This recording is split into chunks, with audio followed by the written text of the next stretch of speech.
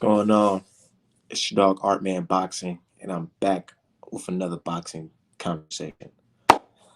Canelo versus Plant. Way exciting, very exciting, very memorable.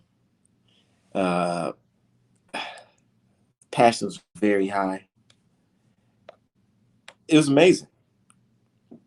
I think everything that I wanted to know about who's gonna win, I seen in that video.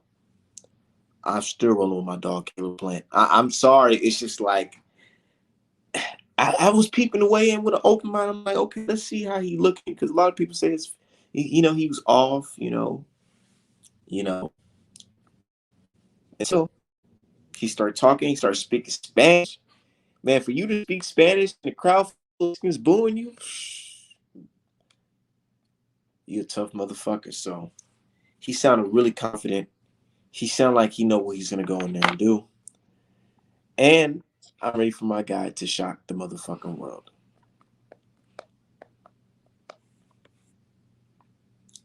I'm ready for my guy Plant to shock the world. Like, all jokes aside, like, people been telling me, they say, "Art man, dude, you're tripping, dude. You're tripping, man. You're tripping. You're tripping." And I'm like, dude, shut the fuck up. If I was tripping, you wouldn't be worried. Canelo fans are worried them damn selves.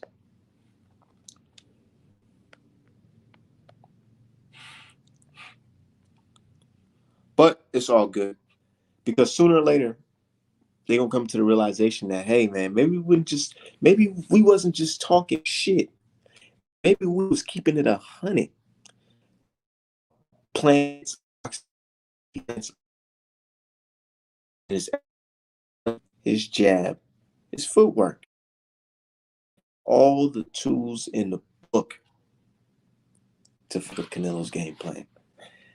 I honestly feel like Canelo and them guys is taking this shit a little, and it's kind of disrespectful, if you ask me. It's got to a point where it's kind of disrespectful, because it's like they making it seem like, oh, we can come into this fight relaxed. We can wear pajamas to the weigh-in. Everything's all smooth. He's just another white guy. We're just gonna beat him like we beat everybody else, besides Mayweather and Law and Triple G. You know, said my boy looking crusty as fuck. I don't know who you talking about. You ain't talking about me. But what's good, brother? What's going on? I know a lot of people upset about the fact that I'm ruling it, but I'm upset at that. I'm American to an American, and I'm evaluating skills. It's not just me looking at them. It's looking at the real attributes. I'm not some dude who just started watching boxing and said, oh, I'm picking Plant because I don't like Canelo. Nah, it's nothing like that. I'm picking Plant based off of his jab, his height, his reach, his athleticism, his boxing brain, the fact that he had Ward in his corner. Man.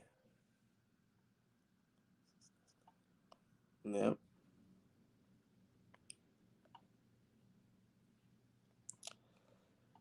Oh, you say your feed's choppy a little bit? Hold on, let me see.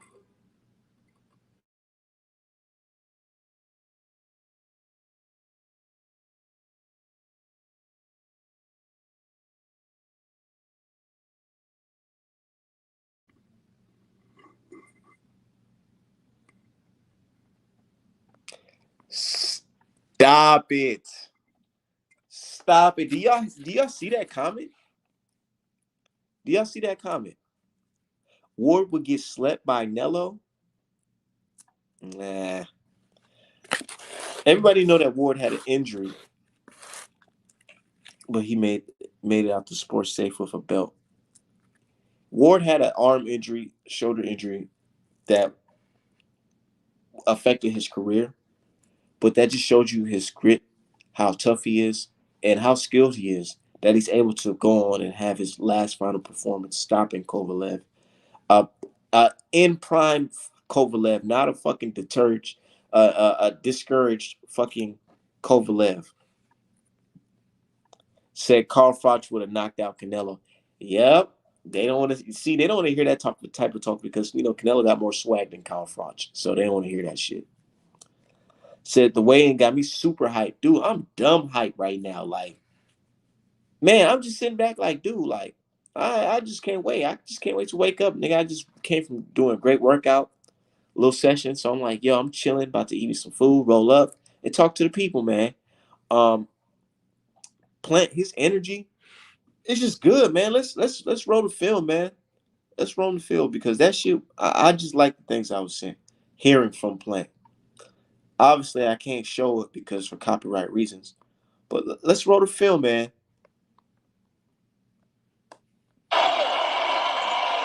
What was the back and forth being stated right there? What was the back and forth going on right there? Saturday night, you got your first undisputed champion. His name is Caleb Plant. Listos pelos chingatos. Yep. Listos pelos chingatos. Yeah. You guys had quite a bit back and forth. What were you saying? We agree to disagree. We're going to find out Saturday night, though. I promise you that. We're going to find out. Caleb, why are you so confident in yourself in this fight? Tune in Saturday, November 6th, Showtime pay-per-view, and you're going to find out firsthand. And we're going to find out firsthand.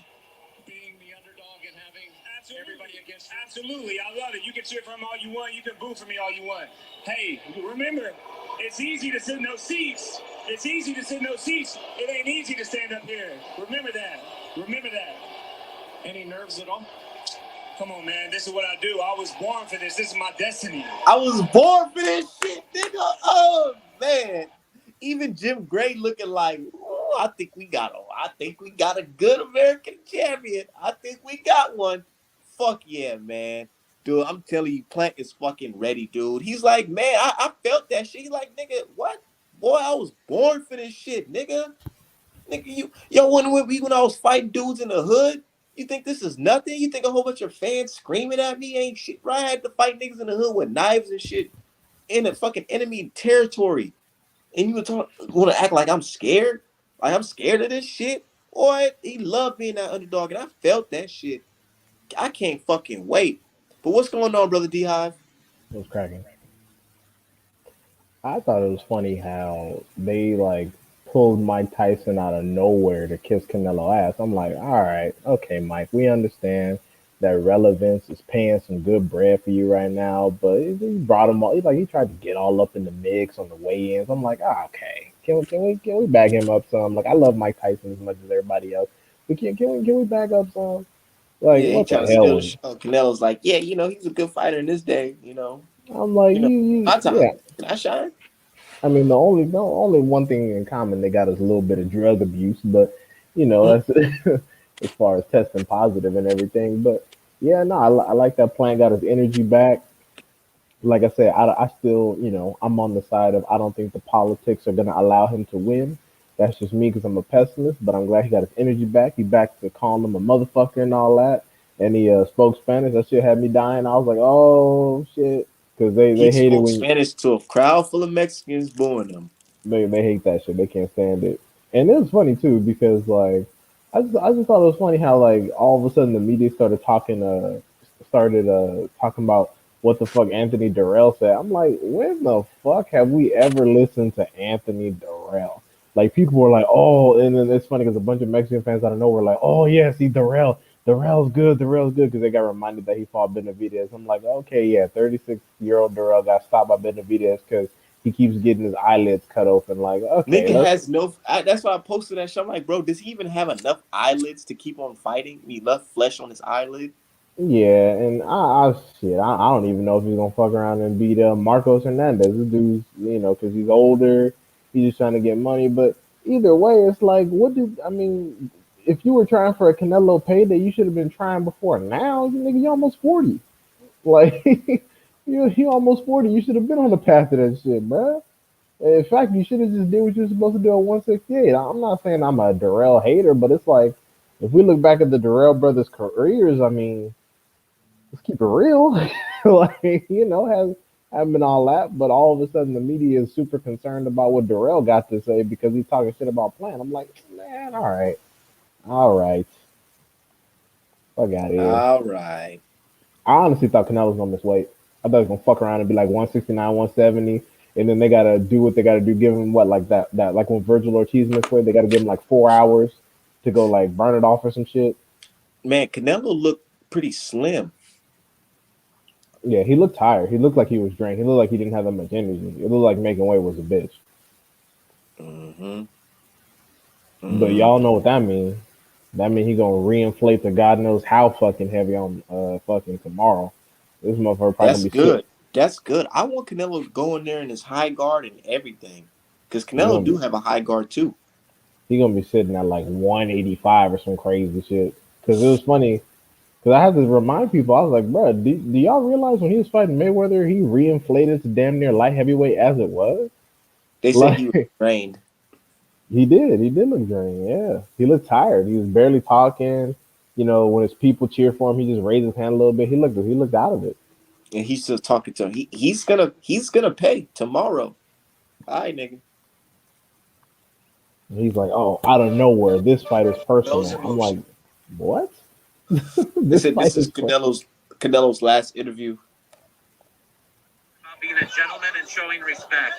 The fact that Caleb Plant hasn't done that in this fight, what does that mean for him on Saturday night? No, I don't care. If he's like that, I don't care. He's gonna pay in the ring tomorrow. What does it mean to you? What does it mean to you to have the fans here and this to be? Oh, it means a lot. It means a lot. I'm very happy to have all my fans right here, so it feels different.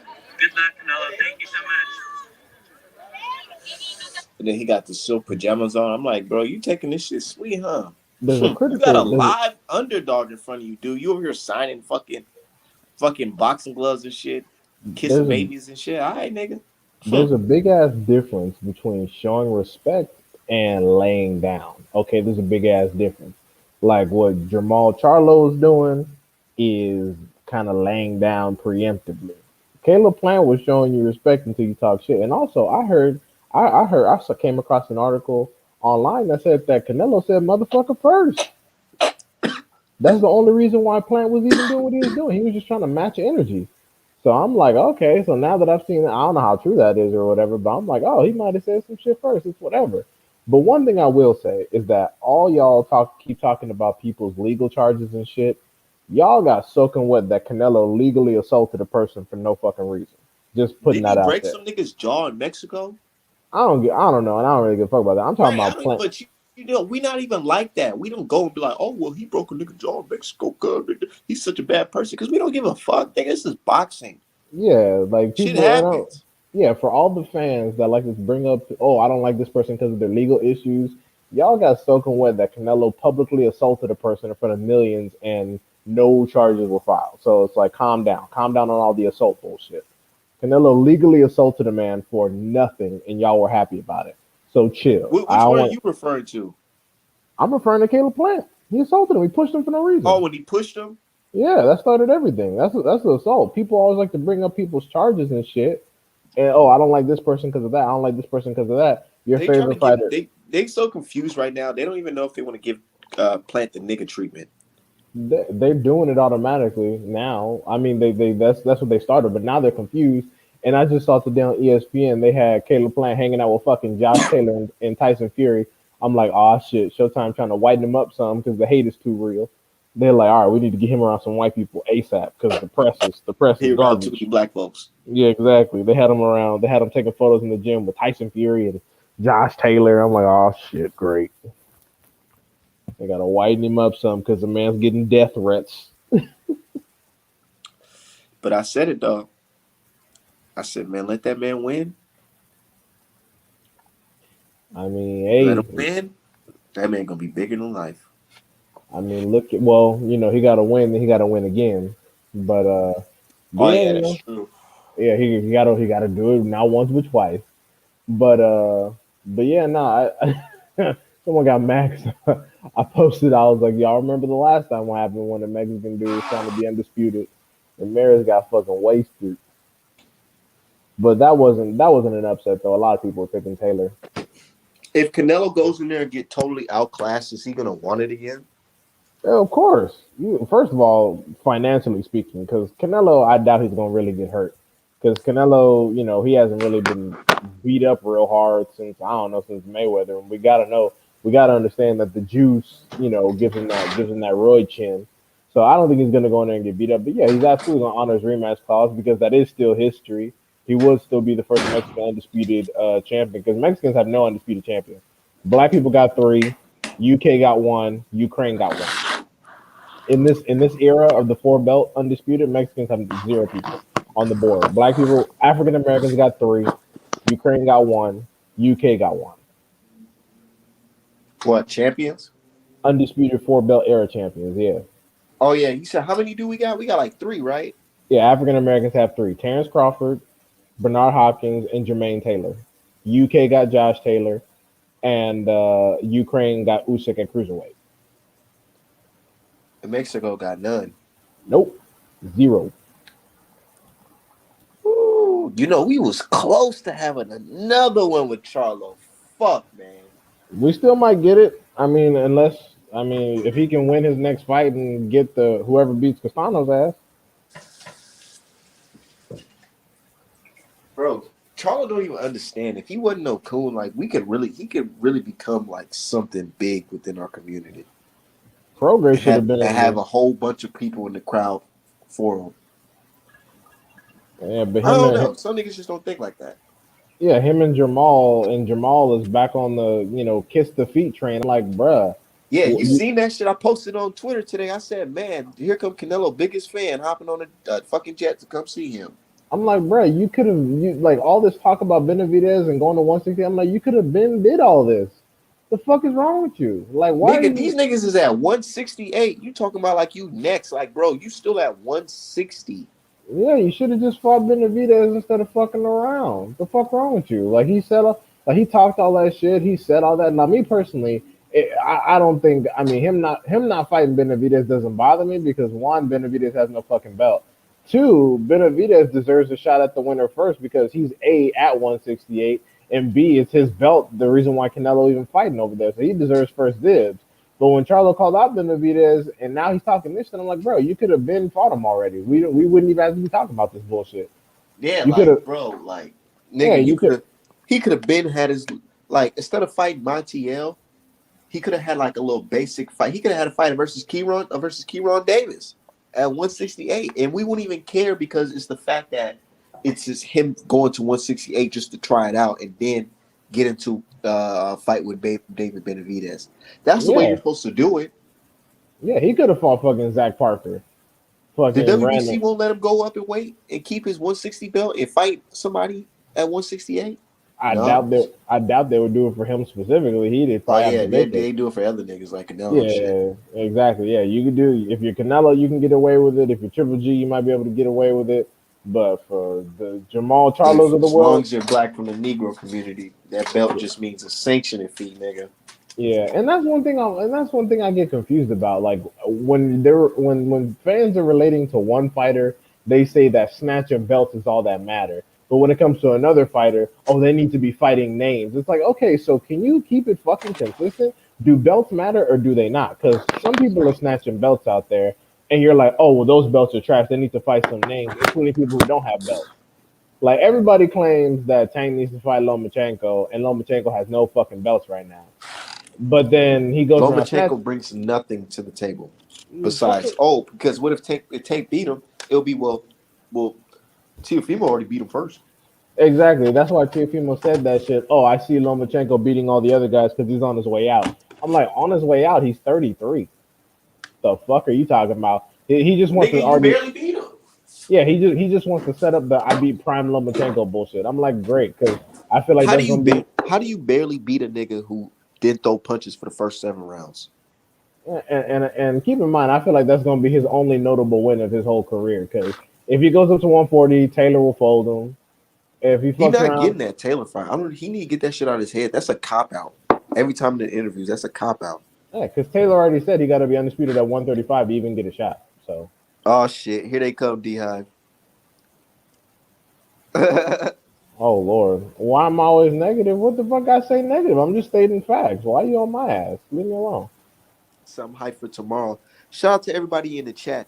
He said Canelo in the PJs going to sleep. That's what I said. I said, nigga, he got the perfect fit on. Man, it'll be some crazy shit. Not saying Canelo's getting stopped, but what if Canelo get dropped? Oh, Like you walking in thinking that you out the way and Plant fucking hit you with a sneaky hook or something, and it puts him on his ass, and he like, hold on, what the fuck? And he got to get back up. if Canelo gets dropped, win or lose, that's still a W for Plant because that just means, oh shit. Even with the PEDs, he falling off. He falling off. It's wear and tear. Yeah, nah. If he manages to drop him, win or lose, that's just real. That should give everybody else confidence. Like, okay, like Benavidez, if he gets dropped but Plant still fuck on to lose, Benavidez need to be on that ass. I don't care about the fan base. I don't care what Benavidez going on. Benavidez needs to be doing nothing else but staying on Canelo ass. Like even during the interview he was doing, he was like, oh, he was so busy talking about Plant. He was like, win or lose, I want Plant. Like what? The fuck is you talking about? Win or lose, you want Plant? If Plant ain't got no belt, what the fuck is the point? He was like, "Oh, win or lose, I want to play." I'm like, "Wow, so the Canelo fans really got to you, huh? You really off his ass, huh? That's sad, because I really wanted to see that, but he's talking about everything but Canelo now.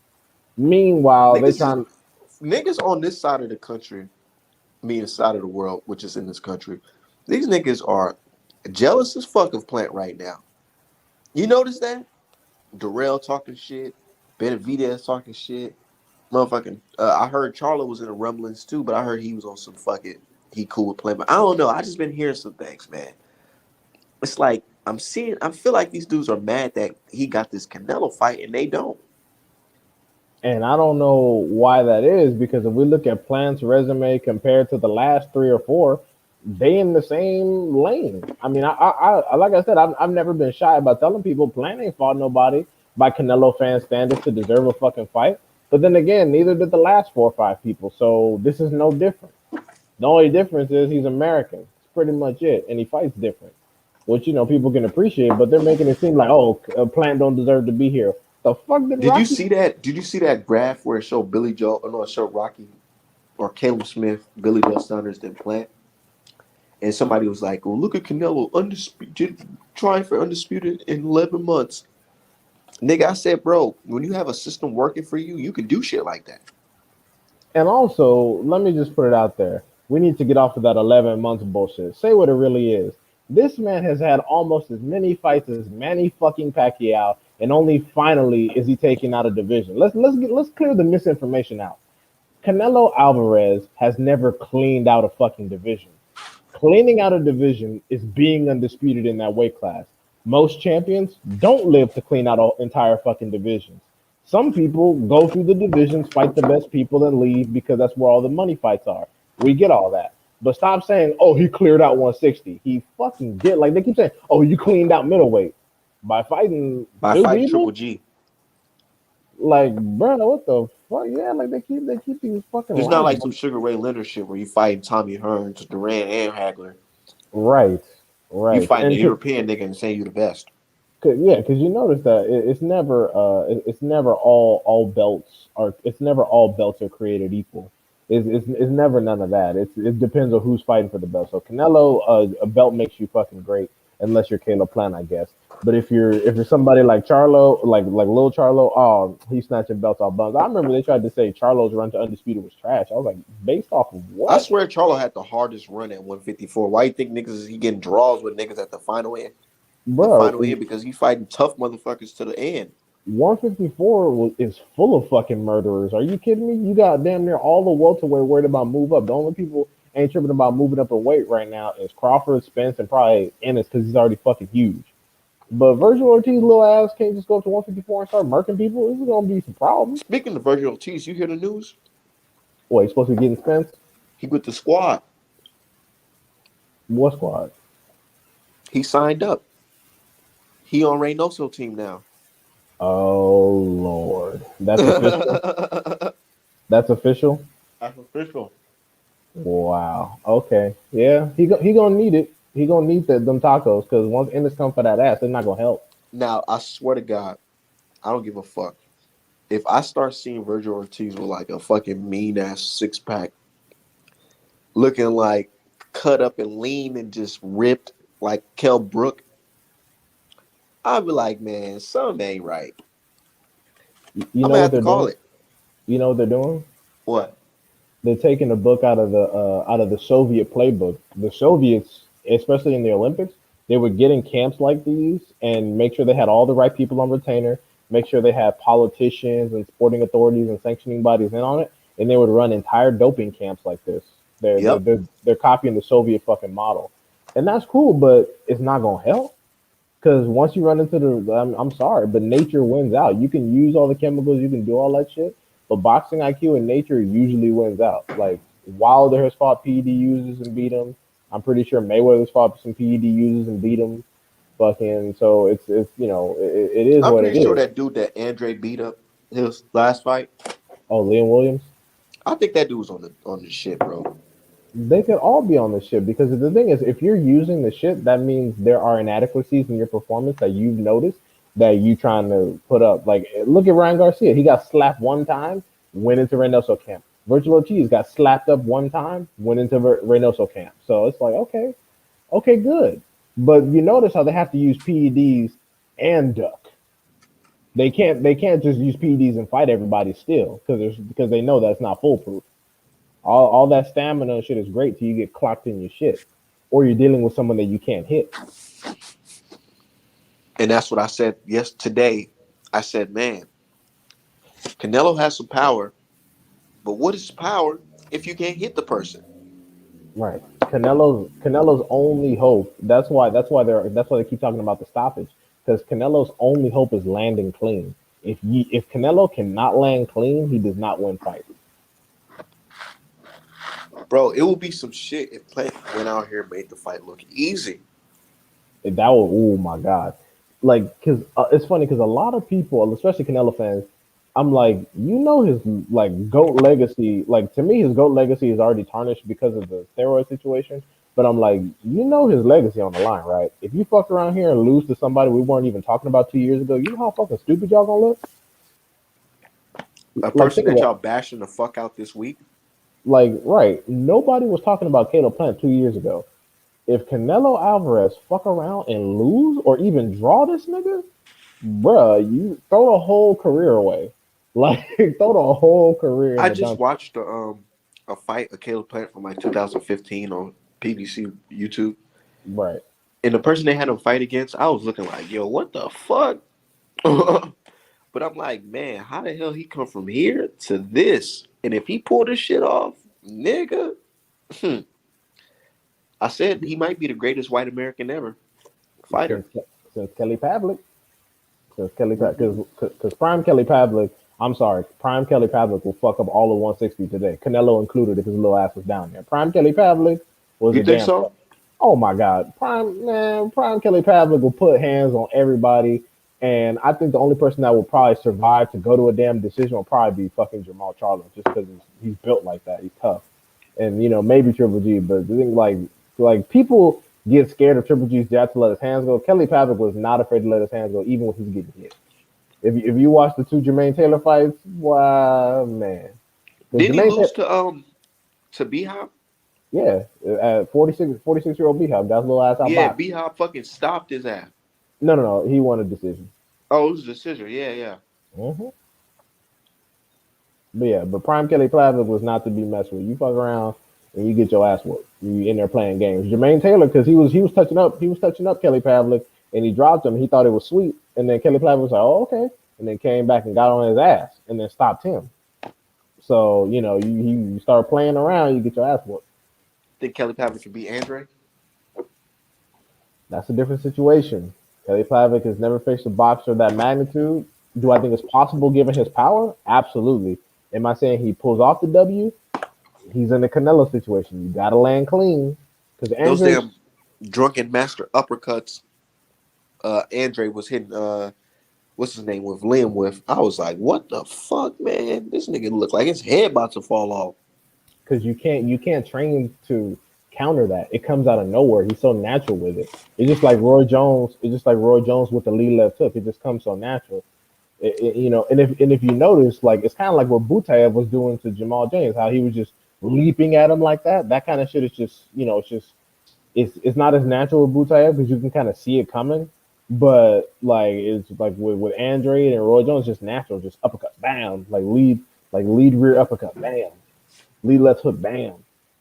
It's where it's like you can't even see it coming. Yeah, you can't counter that. You can't train for that. You either survive it or you don't. Liam happened to survive because Andre, is not the greatest finisher. I'll give him that. But he was I getting. feel I like thought, because he was it was a long layoff. and there's that. But But black fighters don't get that long layoff excuse. nah, yeah, we gotta fight everyone no matter how old we are. Like they're still talking about Mayweather versus Canelo now. I'm like, nigga, Mayweather like 46. Are you Yeah, fight him fucking now, bro. Yeah, I'm like, are you fucking serious? After like years of juice, calm down. That shit always gonna stick to me. What you said. I say a When lot of they'll shit. Like, show promoting Canelo, they'll show niggas the casuals, the oh, fucking Danny Kirkland, Jacobs fucking round one, and show you Canelo beating up Kirkland for the offense. bruh, non fucking stop this week.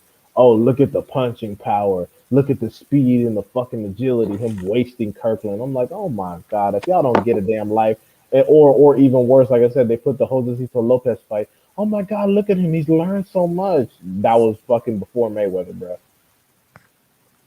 His whole like outside of Trout, his whole pre-Trout career, you could throw that shit in the trash. It didn't make there's nothing, literally zero. And people forget why he even had to fight Trout. He had to fight Trout because Mayweather was like, God damn, who the fuck is this? They say I'm ducking, nigga. You need to put a name on your damn resume, shit. Because people forget, everyone said that Mayweather was ducking Canelo, and that's the only reason why Mayweather And fought him. these He was niggas like, talking about too young. You the niggas who called for the Mayweather fight. literally, y'all all said Mayweather was ducking, and you think Mayweather was about to live with that shit on his legacy? He was like, all right, let me get this fucking kid up out of here so I can move on with my fucking life. I can't have people saying I'm ducking motherfuckers, and then they say he ducking anyway. Oscar De La Hoya didn't even show up to that fight. Hell no, because he knew it was gonna happen. He fought Floyd. He was like, oh, this nigga. He was like, I'm sorry, but this man, it's about to be lambs to the slaughter up in here. Yeah, he didn't even show up. He was just like, fuck. Yeah, talking about I gave somebody the blueprint. Yeah, how on how to lose? Shit, he threw less punches than you. The fuck is that? Shit, and it's funny because Canelo, he learned so much. So it's much. it's funny because Maidana has fucking almost no boxing skills, and he put in more work on Floyd than damn near anybody. Make no sense. How as you Canelo Alvarez you let fucking Marcos Maidana put you to shame? He used no finesse, he used no jab. He just ran at Floyd and prayed for rain and did better than fucking Canelo. That shit was crazy as hell. Literally. Fucking Marcos Maidana. Dude, I'm Of all telling you, people. show a random casual Canelo versus Floyd, and don't show them no footage of Canelo after that or before that, and then just say they're fighting this Saturday. Niggas will be like, "What? This guy? The guy who looked like he never boxed a day in his life? That was a bad performance. It's fucked But up." yeah, I mean, the Mayweather showed that there's levels, and he showed the Reynoso camp. Okay, we're gonna need some chemicals in this bitch because this shit ain't working. Like we, he was like, we're gonna need some chemicals up in here because this is ridiculous. We can't keep going out like this.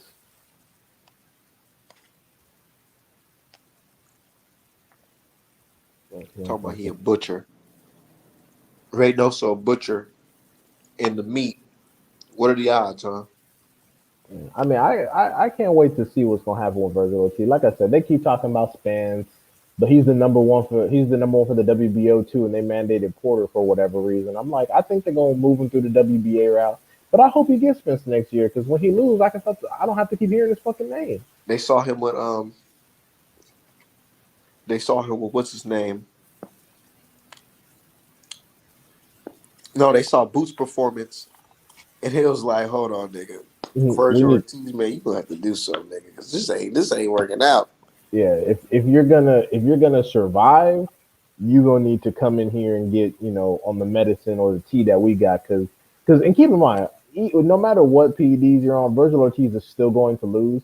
It's just a matter of how hurt he gets. Right now, if they fought tomorrow, Virgil Ortiz's career would be permanently fucking altered by what Boots would do to him. And He would that's what be I'm saying. Like, you niggas around the same age, they talking about in the future. right because they need Virgil to mature some, make some money before he puts his career at risk. Because with Boots, it's a career. Boots is one of those people. It's like Mike Tyson. Your career might be altered by fighting this person. They could hurt you so bad. It's like a motherfuckers fight Triple G. If you're not a puncher, or like when motherfuckers fought the Crusher Kovalev, or when dudes fight Tank. Leo Santa Cruz is still asleep, Eddie isn't he? Hearn set Kell Brook up for failure, nigga. I don't give a fuck what nobody say. That nigga set himself up for failure, moving up from 147 to go to middleweight to fight Triple The G. fact that Crazy he ass. okayed that shit, It was bro, I'm for it. telling you, go back and watch that fight. Triple G threw a punch that I swear Kell Brook was ducking his head in for some reason. He was ducking his head, and Triple G punched him right in like the center of his fucking skull, on the top of his head, with a punch. And I said, "Oh my lord, that nigga brain was probably rattled after that shit, It was bro. it was Imagine getting punched on the top of your skull." it was for that bread.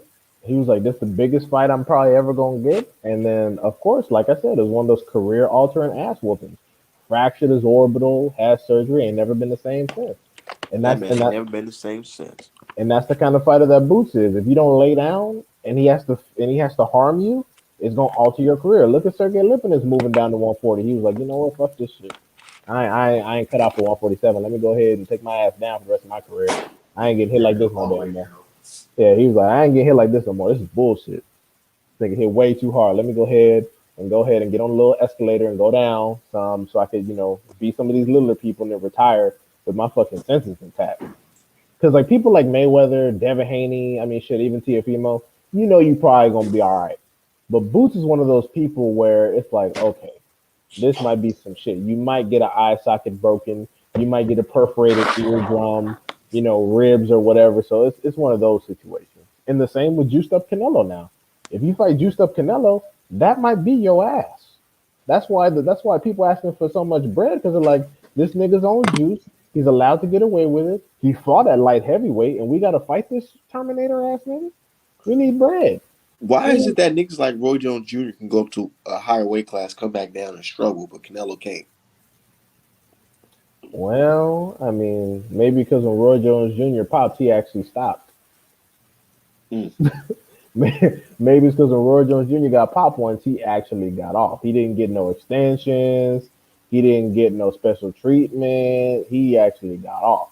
Like even a Big Baby Miller. You see him on the pads recently? He looks slow as fuck. And my dude Scott said I'm spending 800 and going out of state for a few days when I take my family on a little vacation. And hey, buy your Oh, whole family Art Man apparel shirts too. that's what's up. That's what's up, Scott. Go ahead and take care of Yep, the wifey and I the make and the kid children. sizes too. Oh, that's dope. Make some children Straight stuff. up. Hey, you know what's funny? Huh. I'm about to send Gabe Rosado a fucking hoodie. Oh no way. There's people they DM me. You lying. I swear to God. I swear to God. Gabe, if you're listening, look, bro. Okay, I'm gonna keep it real. I talk shit, but I gotta keep it real. Okay, I don't want you to look. Okay, I'm a regular dude. I can fight a little bit, but if you ever run up on me, all right. I'm not gonna apologize for the comments I've said, but I got to keep it real. You do put on entertaining fights, but you got 13 losses, and it is what it is. I don't think people should be considering you a step up at this point. But from the They say he got a second career. if he manages to get a belt, he gets his own movie. If he manages to come back and get a belt, he is the Puerto Rico. What weight class he's at? 160? 168? He's at 168 right now, and that's Where where is he Munguia. fighting Munguia at? What weight class? I think 168. I think because Munguia is fucking around. Like I said, he's the number one at 160. He don't want to be down there, so he's just moving up in weight as a fucking excuse to not be labeled a damn coward. Hey, didn't Mayweather get caught with fucking salt and water? Right. So another education lesson. So for the people who keep trying to make Mayweather a cheater because their favorite fighter is a cheater, let me tell you something. Nowhere in any sporting organization is saline and vitamins illegal. Saline and vitamins are used to stop people from dying when they're fucking dehydrated. This is what happens when you're a natural athlete trying to make weight cuts and you don't have the use of performance enhancers. Why do you think Yeah, Mayweather? it's different when you don't have performance enhancing drugs. Yeah, why do you think that Mayweather in his old age still walks around small as fuck? Because he was naturally a 154 pounder and honestly probably should have been fighting at like 140 to keep it real. But this is what happens when you age. You gain weight. You can't maintain your same power or speed, so you have to become crafty and develop boxing skills. When he's making weight cuts at almost 40, you have to rehydrate your fluids or else your heart could stop, your kidneys could fail. There are all kinds of risks involved, which is why he wasn't charged with any violations. Talking about, oh, it's to mask PEDs. Again, we've never seen any massive fluctuations from Mayweather. Mayweather didn't go to 160 or 168. They were talking about, oh, he's ducking Triple G. How? Number one, Triple G would have got his fucking ears boxed off. Number two, people can't move up all the weight classes just because Canelo did it. That should tell you something. That should tell you that there's something there. There's something going on there. Mayweather couldn't fight at no damn 175. And keep in mind, we don't know, like Canelo's first fights in Mexico, not all of them are fucking recorded. So we don't know how small he started. But the records I found, he started at 140. That's what I made that post. I didn't even know what to. I didn't even feel like googling it, but I swear I just never knew what weight class Canelo started at. Officially, he started at 140. But some Really, records, them pictures of him look like he was like in the 130, 135. But if I I've seen some speculation that he started at 135 or 130. But we'll never know because the first fights in Mexico were not recorded. he done probably robbed all types of niggas in his 20th fight, you'll never know. We have no idea because his first fights in Mexico are not, they weren't recorded, they were unofficial bouts. But yeah, officially he started at I 140. heard Canelo was whooping on old men for a long time. He probably was. I mean, if you look at his first, like I said, his first 40 fights wasn't shit. He didn't really fight. What was his first real fight? Matthew Hatton, Kermit Cintron, old ass Mosley. Like he didn't start getting this into real shit until. Matter of fact, let me look at the resume right here. So his first real fight was probably, I'll say, like what, Jose Cotto, maybe, and then keep in mind, in between these names, there are some bums in here. There are some bums, and that was fight number 33. So 33, and then he fought fucking Indu, which Valdemir, who's never been rated, Matthew Haddon, that no one asked him to fight, British dude, Ryan Rose, British dude, Alfonso Gomez, British dude. Like I said, his Trout was his 43rd fight, and Mosley was his 41st. So he didn't fight a big ass notable until his 41st fucking fight. So it's like, bro, people keep talking about, oh, these people need to do this with their careers. People need to do that with their careers. Canelo is fucking 30, 31 and got almost as many fights as old ass Pacquiao. Okay, people are following his model, I suppose, and moving their fighters carefully. Just worry Hey, about. hey, breaking news. Breaking news. Oh shit! What? Virgil Ortiz just confirmed that's not true. Oh, he's He's not. He's not not. Ray no so. But it's so crazy Mm, because they had screenshots of it being on ESPN and shit. yeah, I don't know. Cause once they say you were in, also, I Fuck mean, up, you little prick. Yeah? Yeah, prick. Go ahead. The fuck up, you little prick. Yeah? Yeah, prick. Go ahead. what was that from? Yeah, prick. Airman Cop. Come on, get. It's a rights. I had two sources on it, and I had someone say, no, you're not even close to being right. And then I see the next day somebody else reporting, and you just figure out real quickly who you can trust, who you can't, and how you can punish people. Because I will, if someone's gonna screw you over like that maliciously, you have to do something about it. People will lie to you. Oh I can shit! only imagine what the fuck he said about me behind closed doors. Virgil Ortiz Jr. I see it on Fuck this Twitter. guy, our man.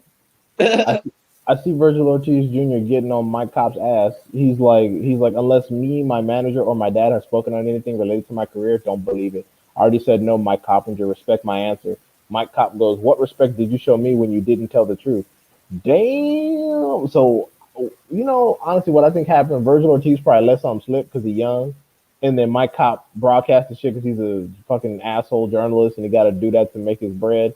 And then Virgil Ortiz was like, oh, no, actually, it's not real. It's not real. It's not real. So basically, it's like, if we ever find you training It's with real if Reynoso, Canelo win. Yeah, I'm like But if he basically so. don't, hell no, because why would you want to be Reynoso? He just talking hell how to get his ass whooped by a boxer. You, Because I'm just because I'm that's gonna be the bad shit right there. But hey, it is what it is, man. But it's a stupid situation because now if you ever end up training with Reynoso, you're gonna look stupid because we're all just gonna go back to this. But that shit was funny as fuck. Speaking of Reynoso camp, when they were talking about Anthony Joshua possibly picking Reynoso, I'm like, nigga, why would you pick the stable that all gets beat by pure boxers, which you just got destroyed by? What the hell is wrong with you? Oh, what's up, Alan? I'm like, what the hell is wrong with you? Why would you pick that stable of all stables? They all lose to pure boxers, which you just lost to and damn near got stopped. The hell would you do some shit like that for?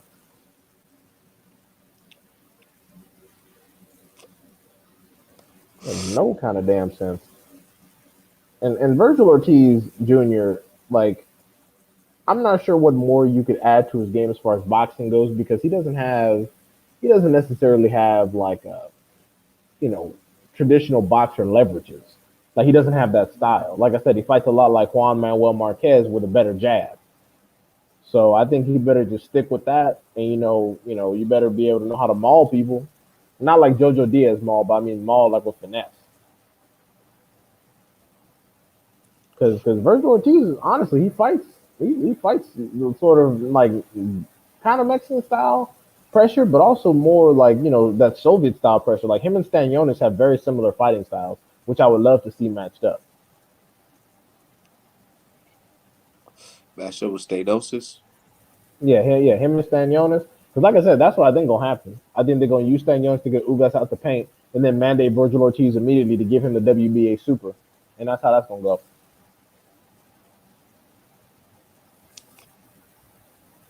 Because I'm like, I mean, they're talking about Errol Spence, but I'm like, okay, I guess you think maybe he's weak from the eye situation. Okay, good luck. Especially right now, Errol Spence like 30, prime Errol Spence. Good luck. I wish you the best of luck with that shit, but just hope he don't hurt you.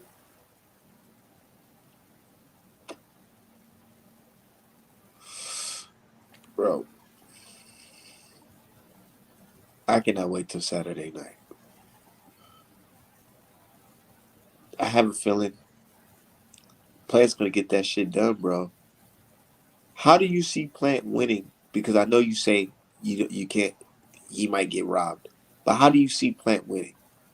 I see it as going to be a split decision. Like I see Plant like if he does manage to win, I see Plant winning like convincingly over 7 rounds of the fight. But because Canelo judges, they're gonna give him a split decision to make it seem like some shit was close. And then Canelo and company probably gonna try to push a rematch regardless because of how close it was. Because everyone gonna be like, oh, we need to get that again. He almost won. So it's gonna be some shit like that. Because Canelo, like I said, I strongly doubt he's gonna get beat up because he hasn't been beat up in a long time, long time. So I strongly doubt he's gonna get seriously hurt. Like I said, the last person to really put hands on him was Triple G. He's the last person to land clean where Canelo was kind of wobbling a little bit, like oh shit. But yeah, he's not gonna get beat up. Hey, that shit is. I'm looking at the screen of Canelo like walking Plant, and he's just like, yeah, motherfucker, like you're gonna see, you're gonna see. And Plant's like, yeah, motherfucker, yeah, we gonna see for sure, motherfucker, straight up. Oh man, this shit's gonna be fucking great, man. I can't fucking wait, man. And it's I really. funny. Oh, what's good? What's going on, Art? What's up, Di? What's up, man? Nigga, I'm over here fucking just rolling up watching this shit, bro. You know what's Like, Man, funny? that weigh-in was If Jamal had showed Plant's energy like at middleweight, he probably would have fucked around and got the fight. facts. Honestly, he was too busy being a bitch. Oh, Mr. Canelo, do you think we can maybe fight and like Yeah, unify so some? close. Like, oh, you And think it's maybe like we can? he definitely could have got that, and that fight definitely would have been bigger than it is now. Yeah. If you had talked this shit, like, I mean, because I guess maybe he learned from Andre, because Andre called him a bitch and he didn't get the fight. He was like, oh shit, Andre didn't get it, so I might not get it. Mr. Canelo, do you think I can Still, you fight, got sir? at every turn I'm disrespecting that man. I don't give a fuck. At every turn, it's just like nigga, you gonna fight me? Or you gonna leave, fuck around and leave boxing? Fuck all that shit that these people talking. That's a good ass fight. It's still a Yeah, good ass fight, but I don't know, man.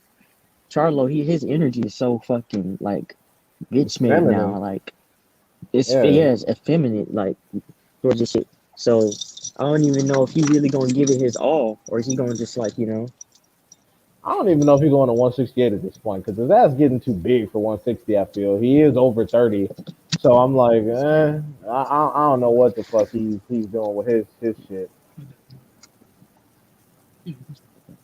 yeah, shit. Plant take it like I believe Plant will. Him and Charlo will be a good ass fight though. I ain't gonna lie to you. And you know what? That's what I said. I think that if Canelo fuck around and lose, like everybody that was calling Canelo should pretend like he don't exist, and then all Canelo fans will call for the fights. They'll be like, "Oh, Andre, fight Canelo now. Oh, Charlo, fight Canelo now. Oh, fight Benavidez." Like if we all pretend like Canelo don't exist because we don't have belts, oh my god, there'll be so many fights being called. Facts. And there's so Shit, many Charlo great got the fights to be fucking made. Yeah, There's and niggas there just will. acting like witness protection. You know? Yeah, and Scott Cardona got a point with the 10 weeks VADA, 10 weeks VADA playing on 10 rounds. I hope that translates. But yeah, like people forget that the reason why this fight haven't already happened is because Canelo needs to pass piss test. That's what it is. Yeah. He How knew do he you wasn't get gonna pass everything it. that you want and still not sign that fight? And then people are like acting like it was Plant's fault. And these niggas are dummies. Fucking Oh 85 percenters, man. yeah. Also, let me clear something else up. Because people think that Darrell mad because Darrell's supposed to get a Canelo fight. That's bullshit. Let me tell you what happened. PBC offered Canelo a $75 million deal, including Plant, and he was going. It was going to be 3 fights. Plant was one of the opponents, and Jamal Charlo was potentially another one, and then the next one was unnamed. But once Canelo saw Jamal Charlo's name on the piece of paper, he was like, "Oh what? Oh fuck no!" And then all Canelo fans were like, "Oh, they're trying to trap Canelo." I'm like, "Wait, what? Trying to trap Shit, you those are into a good ass guarantee?" fights. I'm like, bro, 75. We're gonna pay you 100 million if you include all the pay-per-views on fighting people that all your fans say you guaranteed whoop. And you Facts. talk about we trapping them. And then lo and behold, he brought his ass back home to PBC anyway. Yeah. Well, cut the bullshit. Shit, they was running out of money on the zone to see him fight Euro bums. Running out, they ran out. Their American shop is pretty much closed. And they trying to put Tiafimo and Cambozo on fucking pay per view like that's finna sell. So I'm like, bruh, Tiafimo Lopez threw a fucking baby shower and didn't nobody show up. Man, just chill. Yeah. Talking about then they still talking about DAZN taking on. I'm like, DAZN having fights on fucking like Fridays now. They just look. had like they just had like the Italian championship of the world and shit. I'm like, bro, don't nobody give a fuck about that. You got motherfuckers like Maxie Hughes and Archie Sharp. Look, I did this shit 88 weeks ago of Caleb Plant. Oh Just damn, in case niggas think I just hopped on the train. Oh, you just rocking with Caleb Plant now. that's Nah, over a nigga. year. I've been a fan of Plant, you know? Being a fan. You know what I'm saying? Just shit like that. But these dudes just now get on Canelo. They weren't even rocking with Canelo after 2013 till Nope, just now. they went into complete hiding, just like nobody was rocking with Tyson Fury until he beat Wilder. Yeah, facts. And shit, nobody talking about Fury now. Yeah. They talking about some damn what Wilder about to do or Wilder versus Ruiz. Shit, I gotta see that. Yeah, I love how all of a That shit sudden. crazy. What fight do you think would do better views? Let's just keep it all the way 100. Wilder versus Ruiz or Fury versus Usyk. Come on, man. Wilder Mm, versus Ruiz.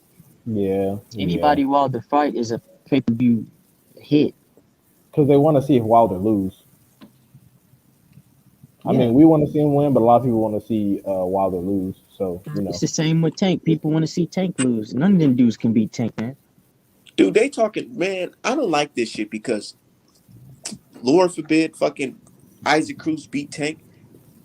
You see fucking La Raza coming out of the woodworks. Oh, Isaac Cruz, we been, that's our boy. We've been rocking with him since forever. Nigga, Niggas hell are nah. shitting on him. Because Yeah, they shitting on him right now. I'm like, they damn, saying y'all he's shitting on trash. your own dude. And keep in mind, just for fact's sake, number 2 ranked behind Cambosos Jr. But go ahead. He's Literally, ranked no, behind Cambosos Jr. for the IBF, number 2, right behind Cambosos Jr. But they talking about fucking Tio would sleep him. I'm like, okay, it Tio sounds just good. sleep anybody. Tio haven't fought nobody in a while. And Tio looking big as fuck still. He And Tank lost was all still good that at it. momentum from that Loma win, man. He done killed his momentum. Yeah. But my thing is, a lot of people are focusing on who Tank needs to fight. I'm like, bro, do y'all know how many people out there that are moving more suspect than Tank? Like, Look, look at check this out.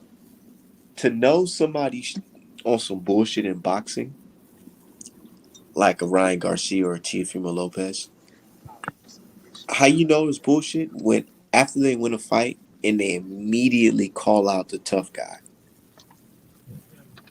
and Notice then, this. When Ryan Garcia beat motherfucking Luke Campbell or whatever, he was calling out, yeah, Devin Haney, that's the fight that can be made, da da da da, calling that shit out. Shit never happened. Teofimo Lopez, after the fight, he said, yeah, I want to fight Devin Haney. I want to fight Devin Haney. Never happened. That's a red flag for me. When after the fight, a nigga called a dude out well, that no, they know they don't want to fight. It's let's just get keep your some. name relevant. They tie their Well, names to certain fighters to keep well, their let's name get out there, you know? let's get something straight. Teofimo didn't call out nobody directly after his fight. Let's keep it real. He been Man, he talking. called out Devin Haney, all them dudes. He well, first of all, he was talking about, oh, I only got a few more fights. And first he said Devin Haney got to prove himself. He hit him with that bullshit first. I'm talking about like after the fight, like in the ring when they put the microphone to him. Oh, okay, right there. Okay. Because I was like, because I mean, I don't take that bullshit serious, but yeah, okay, I see what you're talking about. Because right after that, he went on a rant talking about Devin Haney got to fight some of the top 10. Devin Haney got to do all this work. He's an email champion, blah, blah, blah, blah. He doing all that bullshit. So there was, Nigga, they looking at the official graphics of all the niggas that was undisputed. And Teofimo, you are not one of them. You are not no, that guy. no. How the inventor or the person who the first person who got the fucking franchise belt, why in the world he ain't claiming the shit but you claiming it? Facts. And he claimed it like Make it's a that make real belt. sense. Yeah, he thinks it's the real belt when it's just a designation. And then what's crazy is that even his fans claim it for him. They're like, oh, you Yeah, already Tio's undisputed. undisputed. You Dude, I Tio don't already even fought think Haney. undisputed. Teofimo got fans like that, bro. I'm gonna keep it 100 with you. Well, I be selling these hoodies right. Ain't nobody hit me up and say, hey man, can you make a Teofimo hoodie? well, But they all saying, hey, when is that tank? I do, bro. I literally posted pictures of like scrap pictures of tank that I was painting up that I ain't finished. Niggas was Yeah. like, damn, when this shit drop? And I'm like, you see, niggas rocking with that shit. They ain't rocking with no Teofimo Lopez. He Cause got they the know he look bots. funny. Like he be it's on Twitter, bro. He got no personality. The shit's fake, bro. Like, well, man, his personality is just standard. But all 100 of his fans are telling him, Tio, you already undisputed. There's no need to fight Devin Haney. I'm like, oh my god, yeah, I cannot believe it. Y'all encouraging the duck, Hey, the bruh. bro. witness protection If program. Devin Haney go in there and possibly knock out what's his name, JoJo Diaz. Oh shit, if he stopped JoJo Diaz. If he stopped JoJo Diaz, bro, nigga, he might as well walk around in the Reaper outfit because ain't No, nobody gonna yeah. fuck with him. None of Yeah, them niggas gonna Not want to even if he fight him. stop him. If he just put him on a boxing clinic and don't even get touched and lead a it's, See, fight unscathed. did the y'all see only the? reason he got touched by Linares is because he tried to appeal to the fans, and they Yeah. still booed his ass No, you know afterwards. what I think what happened in that fight? I honestly believe that it wasn't that.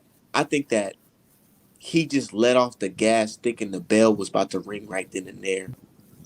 And he didn't think the dude was gonna throw a one lot final shot, and I think he just let off the gas. making a rookie mistake. But even then, it's just like Linares didn't drop him. He dropped Lomachenko, but you ain't dropped Somebody Devin try to Haney. say, well, nobody wants to talk about how he never recovered after that punch. The He never hell? recovered. He And you won know the what? fight.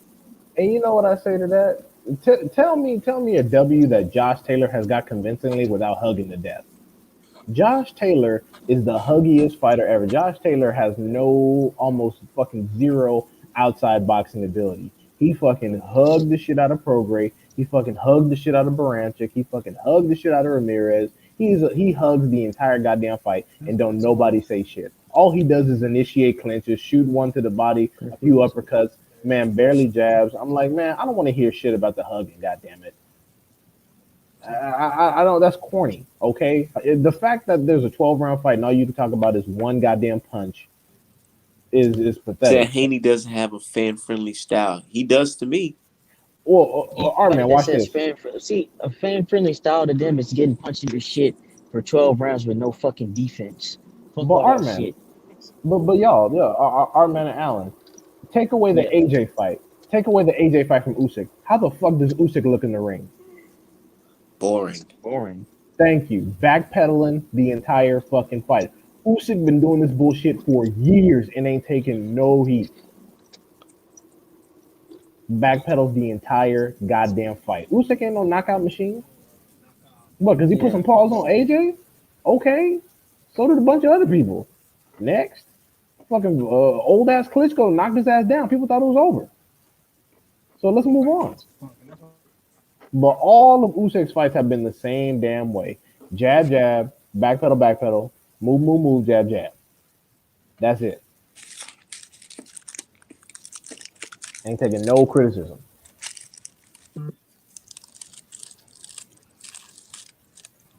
Don't make a lick of damn sense. But I just get annoyed. Like I was saying about people complaining about the way Tank's moving. I'm like, y'all make it seem like he's the only one like that. Like I was talking to Southern T last night. Have y'all heard of this dude named Zerto Ramirez? Yeah. Yeah. People, He yeah, ain't people fighting kept, nobody. bruh, people kept saying that he's a dude that could challenge Canelo at 168 or 175. That's what this. I literally got. I told you I got this Mexican dude who just sends me just racist ass emails. I mean, not emails, but messages in my inbox every day, and he'll say things like, "Well, Charlo and them, they're ducking Zeno Ramirez." I'm like, bro, what? Bruh, Zerto What? Ramirez, Who? Zerto The Ramirez, nigga who beat Jesse Hart. and old ass Sullivan Barrera, Sullivan bruh. Barrera, yeah. This man is 42-0 against bums.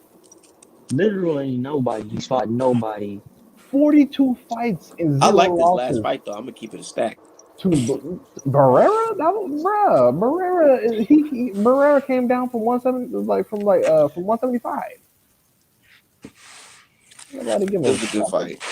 Man, it was whatever. Barrera's old as hell, looking for a damn paycheck. But Benavidez, and Munguia have gotten no heat at all, and they ain't fought jack shit. Benavidez even got dropped by Gavril, the cab driver, and he's still like, oh, he's a monster. I think you say this shit every live. I Yeah, have facts. You to. do, Di. I gotta remind people because they Thing is, keep you keep, saying you did get dropped. they keep saying that, oh, these people need to fight some people to get to these people, but Benavidez has fought worse opposition than fucking Charlo. It's like, what? And the It's thing I it's is don't give a like, you know, fuck. all The this are two code wins words. off of a prime a prime fucking J Rock and Dervinchenko is good victories to me. Those are definitely good victories. Those are very good victories to me.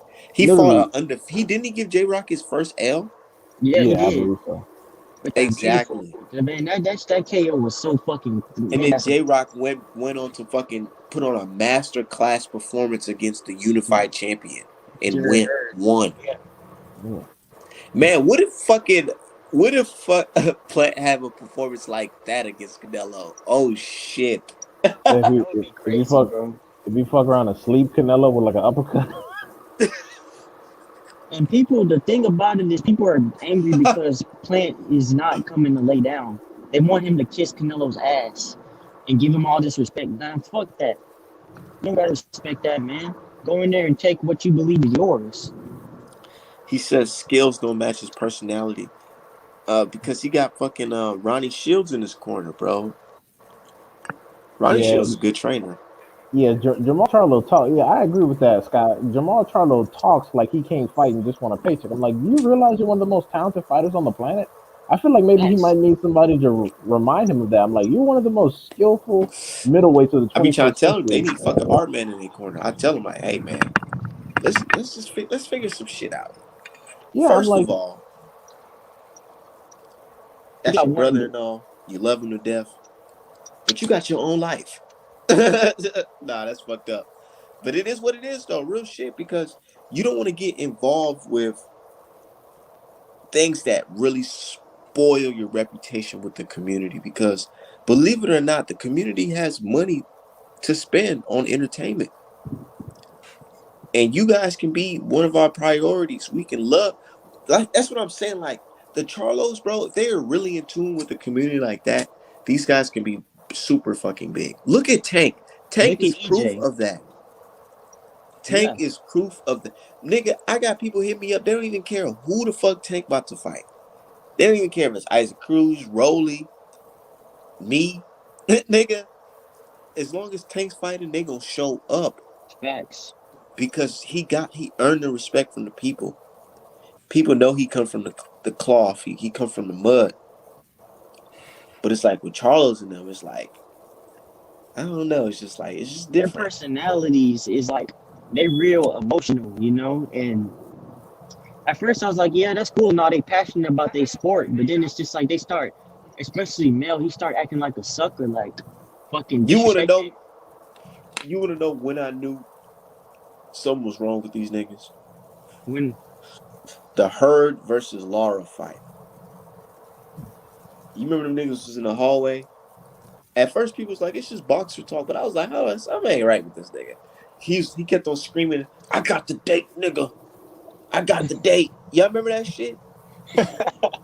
I remember it, but that shit didn't bother me too much. I thought that was Nigga, just that shit motherfuckers bothered me talking. because I was like, why the fuck he keep on saying that shit? And then he just he by himself too, like barking at her. And I'm like, that nigga's just trying to go watch it, get prepared for the fight. What's going on, nigga? yeah, But it is what it Tony is. But Harrison was I right kind of let about it it. slide right then and there. And then you remember Javante Davis was like, man, that nigga Charlo back on that coke. You know, that's when we should have really had our antennas up. I think we just wasn't paying attention. Yeah, because honestly, when it comes to boxers in their personal situation, I don't like to rate boxers on their personality. Like, I don't look at that. I think that shit is corny. We talk about, oh, Yeah, but he that's what I'm acts. saying. Like that's we ignore it because they're Yeah, good in the yeah, ring. But then yeah. when they start You, saying things like race don't matter, you like niggas be like, whoa, where did that come from? But if you would have peeped the signs, you'd known that the motherfucker was already on some crazy shit. yeah. Yeah, that's true. Like I said, we owe Tony Harrison an apology because he tried to warn us that he was a cornball, and I was one of those people that was like, ah, all right, Tony, I know you're trying to No, sell I us out, was but laughing at everything that Tony That Harrison shit was said. funny. That Tony nigga was like, Harrison I don't was care who you funny. bring with you, nigga. Pyru, all them niggas. That yeah, nigga Tony like Harrison is one of the best like shit talkers in Trash boxing. talkers, bro. that shit was I was funny. like, man, you got Charlie, man. Because I'm like, because even though I was thinking Charlie was gonna win, most definitely, but it was still the fact that I can see that this guy is clearly getting under your skin, and it's so visible. Like we can see it. You just like, oh, I just want to hurt this nigga. Like we know you want to hurt him, but you don't got no comeback. You don't got nothing. Yeah, he He made digging you look your like a shit bitch, like pause. a hoe in front of You all know of what was us. funny though, Art? When Tony was like, "Man, I know Jamal just used to beat your ass. He just used to beat the shit out of you when you was younger." That shit had me dying.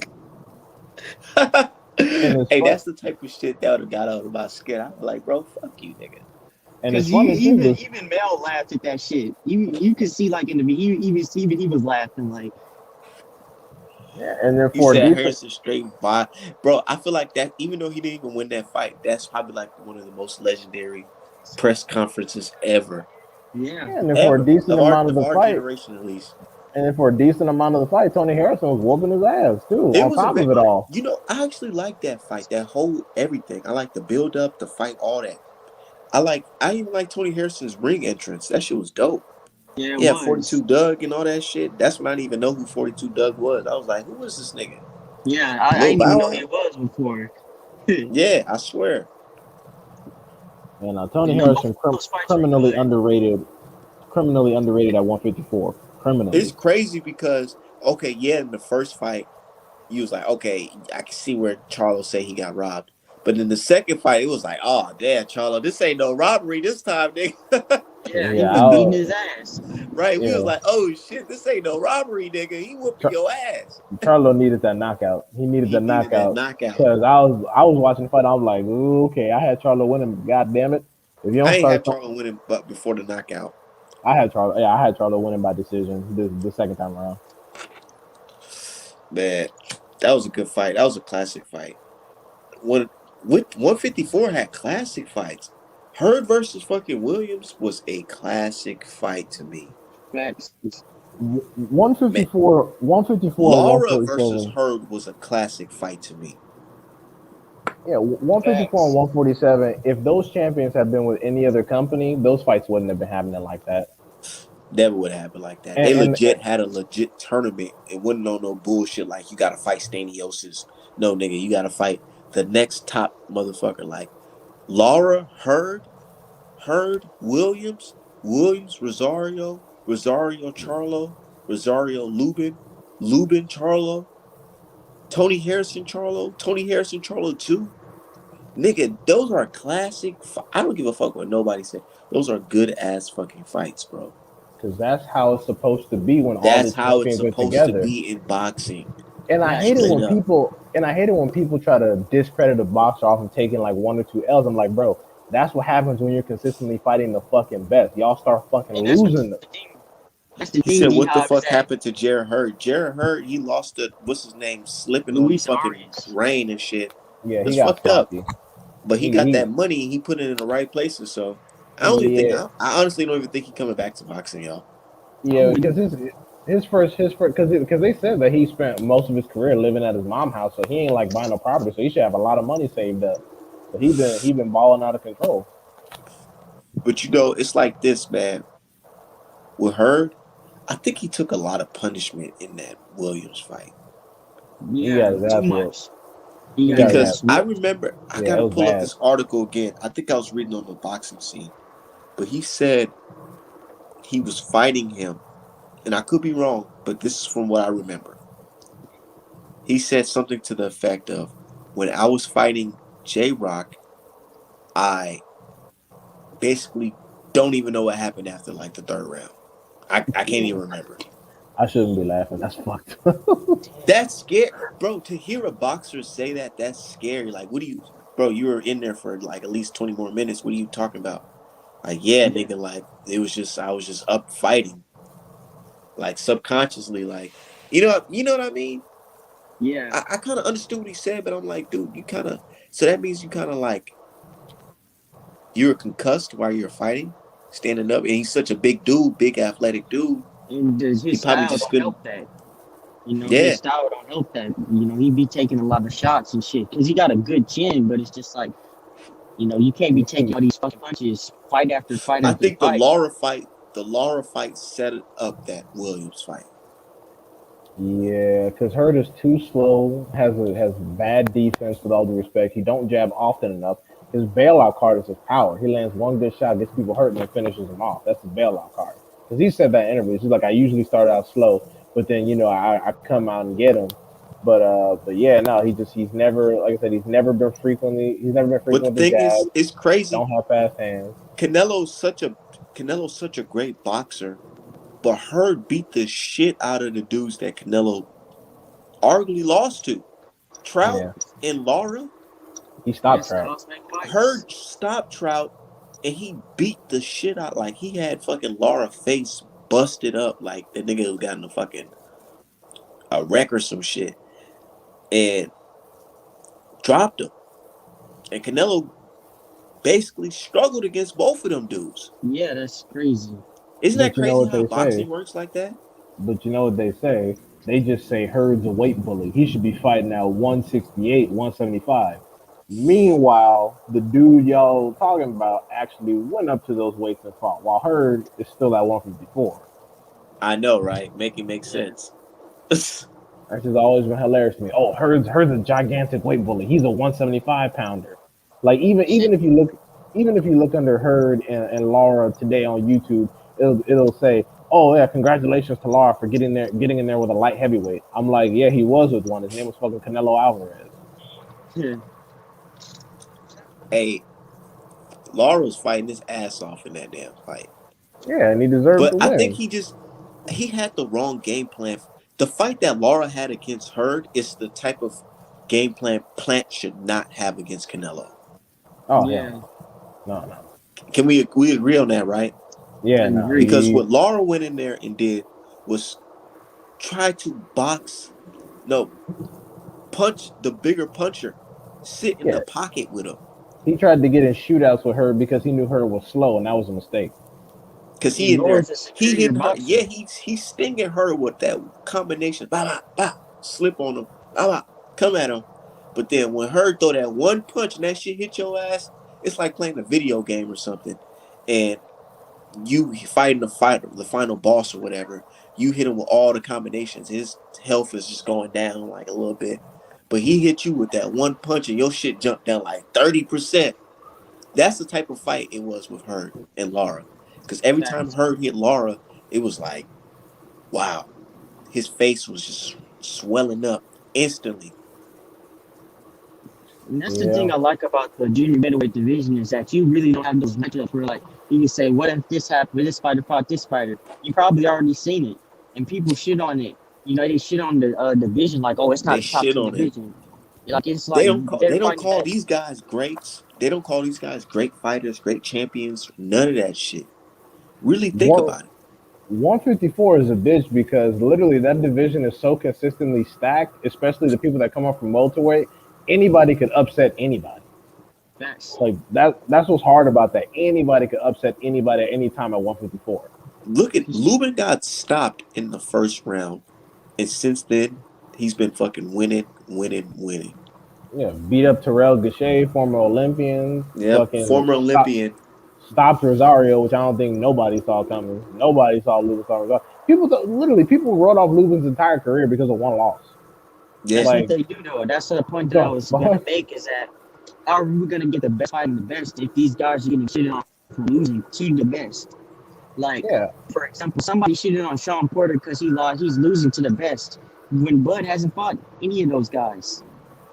Like, oh, Sean Porter and Danny Garcia, all he got is losses. They losing to the best. The fuck are you talking about? And I think that's why we have all these things like franchise witness protection and ducking, and why people scared to lose because they're probably more scared of what the fans gonna say than anything. They probably fear that the fans gonna stop buying their fight because there's so many casuals. They're probably like, oh, the fans not gonna want to see me. They're gonna talk shit. They're gonna say I'm third rate. They're not gonna want to pay. So people are probably more psychologically worried about what the hell the fans gonna say rather than the actual ramifications of a real loss. Because you can lose a fight and not get your ass whooped. Like you just said, Sean Porter is one of those dudes that's never had his ass whooped. Sean Porter has never had his ass whooped in his life. Like Jamel Charlo lost to Tony Harrison, but he didn't even get his ass whooped. He just got outboxed. That's it. He wasn't getting his ass whooped. It's not like Hurd versus Williams where Hurd got his ass whooped. Like Williams beat the shit out of Hurd. I was like, oh my god. Hey, I ain't gonna lie. It was kind of fucked up because back in my early days when I first started doing this electronic painting, I drew a picture of her prior to that fight because I was like, yeah, her about to. I wasn't even thinking about J Rock being a real challenge, to be honest, until the night of, and I saw J Rock in the corner. Bro, when J Rock took off his shirt or whatever, pause, no homo. You know what I'm saying? This guy was fucking jacked, ripped in that fight. I was like, yo, You know, the thing about J Rock and Tony yo. Harrison, they probably two of the best boxers at that weight. Shit, probably in boxing if you think about it, but it's just they they they always bite the dust, man. And it's a sad thing to see because I fuck with both of those guys. And But honestly, their I don't know. mental states, I don't I think their think, mental states I are, think are up to motherfucking J par. Rock took Rosario lightly. And he can't. I don't know. I don't know what it was, but J Rock came in super small against Rosario. He made Rosario look like a fucking Terminator. I don't think he took him lightly. I think that's just the reality of him getting punched because people forget Rosario is a puncher. And J Rock does well with a puncher when he smothers their offense, tried to get in. J Rock started getting in shootouts with Rosario, and I don't think Bradman was liking that too much because you notice that J Rock didn't try to get in the. I think I don't know. What if he tried to go in there doing the same thing? He had the same mindset that he's going to do the same thing that he did against Hurd. That's what I was getting ready to say. J Rock was engaging in shootouts with Rosario right outside, right within Rosario's range. He didn't try to smother the offense now. He didn't try to get in on the inside with Rosario. He got caught on the outside. Black Friday deals for days. And that's why he started getting. That's why he started got a rocked and eventually got stopped. With her, he didn't even give her a chance to get off. He stayed within his jab, stayed within his reach, and stayed in his chest, and kept mostly throwing uppercuts and overhand rights and left. With Rosario had the presence of mind and the footwork and the jab to keep him on the outside, and that's why he stopped J Rock. Because Rosario was a puncher, and J Rock just got caught on the outside of his range. With Hurd, he made sure Hurd couldn't even get off like that. He was like, nope, I'm going to stay right here the whole fight. Same thing J Rock kind of did with Nate Gallimore. When he fought Nate Gallimore, he just stayed on him. Because Nate Gallimore could punch too. Nate Gallimore, I think, was Williams was, from what I remember from that Nate Gallimore fight, he was boxing good and he was clinching really good as too. Very well. He was clinching very well. He did that with every puncher he fought, except fucking Rosario and Charlo. He didn't get the chance. Now, with Charlo, I'm not going to lie. That was a good fight because he even came back after being hurt against Charlo in that fight. Yeah. I remember that. I got to rewatch that shit too. That was a very good fight. 2 in prime, undefeated, 154, naturally athletic. Man, I wouldn't be surprised if Porter. Nah, I wouldn't say Porter and Crawford are gonna look like that because I don't know. I don't think Porter's as technical as J Rock. No, not at all. He gonna go football mode. Would you consider J Rock an athletic fighter? Absolutely. Even on the inside when he's not moving his feet, definitely good high work rate, throws a good variety of punches. Only problem is when he stands on the outside, right in range of punchers, he gets hit. He ain't got that kind of chin. And I'm not one of those people that say J Rock's chin is glass. I'm just saying that he can't take punches because everyone else. Like he's in the same situation as Tony Harrison. If his defense isn't tight and he's fighting a puncher, he's going to get hurt. He's not like Jared Hurd that can just take punches. Like Jared Hurd can take bricks to the head and not go down. That's just Jared Hurd's, that's his life. But yeah, no, very excellent, very athletic. It's just he made the few mistakes he made was he got right within the range of punchers, didn't get inside, and he paid for it. He's only got stopped to punchers though, right? Only punchers have stopped him, right? Exclusively punchers. So dudes who are known for mostly knockouts. I'm rewatching this. I'm looking at the highlights of the J Rock versus Hurd fight. After rewatching, I'm like, bro, I kind of felt bad for him, bro. He had a crowd full of his people with all his shirts on, all types of shit. Damn. Yeah, imagine, like y'all said, imagine Canelo and Tank going like that. That's what I'm saying. The whole time I'm watching this, I'm like, bro, what if Plant do Canelo like this, where he's clinching him every time Canelo trying to come in, he's clinching his ass, break the clinch, back up on his ass, man. That's risky business when you fighting a juiced up light heavyweight. That is though. That is when you fighting someone that's not even in your weight class. That's risky damn business. Because that weight bully bullshit was that's just shit they used to discredit Hurd. But when you're fighting someone who legitimately has been to light heavyweight, that's scary. Because the thing is, if you let go of the clinch in the wrong time, and Canelo is shifted to his lead foot, he can let off that liver tap. He can just let it off, just real quick. And he reverts to that. But rewatching this fight though with J Rock and Hurd, the clinching is very good. I like the way that he's grabbing him and he's turning each way, trying to figure him out, and then pivoting on his ass and hit him with crazy left hooks while they break out the clinch. That's just wild. And that's perfect. Perfect. Man, he could try that with Canelo in the later rounds when Canelo gets tired. But I don't think he should do that. I don't think he should do that straight off the bat. Because the thing is, if you should only do that if Canelo is closing on you real quick. I wouldn't go try to initiate clinches because you can get caught on the way in. But if Canelo's coming in, Make them miss, hold them, turn them, yes. But I wouldn't try to initiate clinches. Because if you already up on the cards and you try to start going in for clinches like Josh Taylor do, Canelo gonna get your ass. Yeah. Because All the thing is, Plant, if you I was just gonna say, all Plant has to do is be Caleb Plant. You know, he don't got to do literally, nothing team out of his character. He don't got to try to bang with them or nothing like that. Just fight your fight. You got all the literally, tools, use them. literally just fight Canelo like you did Scott the again for To the J casuals. Rock Wash now. Yeah, that shit crazy because these fights take a lot out of you, nigga. Yeah, And, they and, and do. for the and for the casuals, I'm not talking about Uzcategui and Canelo being the same fighter. I'm talking about Plant using the same game plan he used for Uzcategui. Because Uzcategui was taller and longer than Plant. Fight Canelo just like that, like he's taller than longer than you, and you'll beat him. That's all you gotta do. Pretend Canelo is taller than you and longer than you, and then beat him. And if you see him tired, yeah, go inside, let off a combination, press the gas a little to tire him out some more, and then back your ass up. It's that simple. You don't got to do no extra because you're gonna need all your energy because he's a fucking cyborg. Like he don't have no stamina problems. He's got all the power in the world. He carries power for fucking all 12 rounds and shit. So you just gotta be prepared. So when you see him tired, take advantage, but don't hang in there too long. And the thing about it is that with Billy Joe Saunders, he had success, but both of them dudes got tired. So, and then Billy Joe Saunders was leaning into that uppercut, so that helped them get the stoppage. Like every time Canelo would, throw that uppercut, Billy Joe Saunders' face is right in that punch, so it's adding on to that damage. So Yeah, Billy Joe Saunders, he telegraphed his own knockout. Yeah, fuck all that. Just of course, you don't repeat the same thing 5 times like Jacobs with the jab and Billy Joe Saunders with the punch flip deal, where he tried to pretend to be Roy Jones. Fucking Josh Kelly tried that same shit with Avenizzi and got his ass tore out the frame. Hey yeah, yo, more breaking news. Oh shit.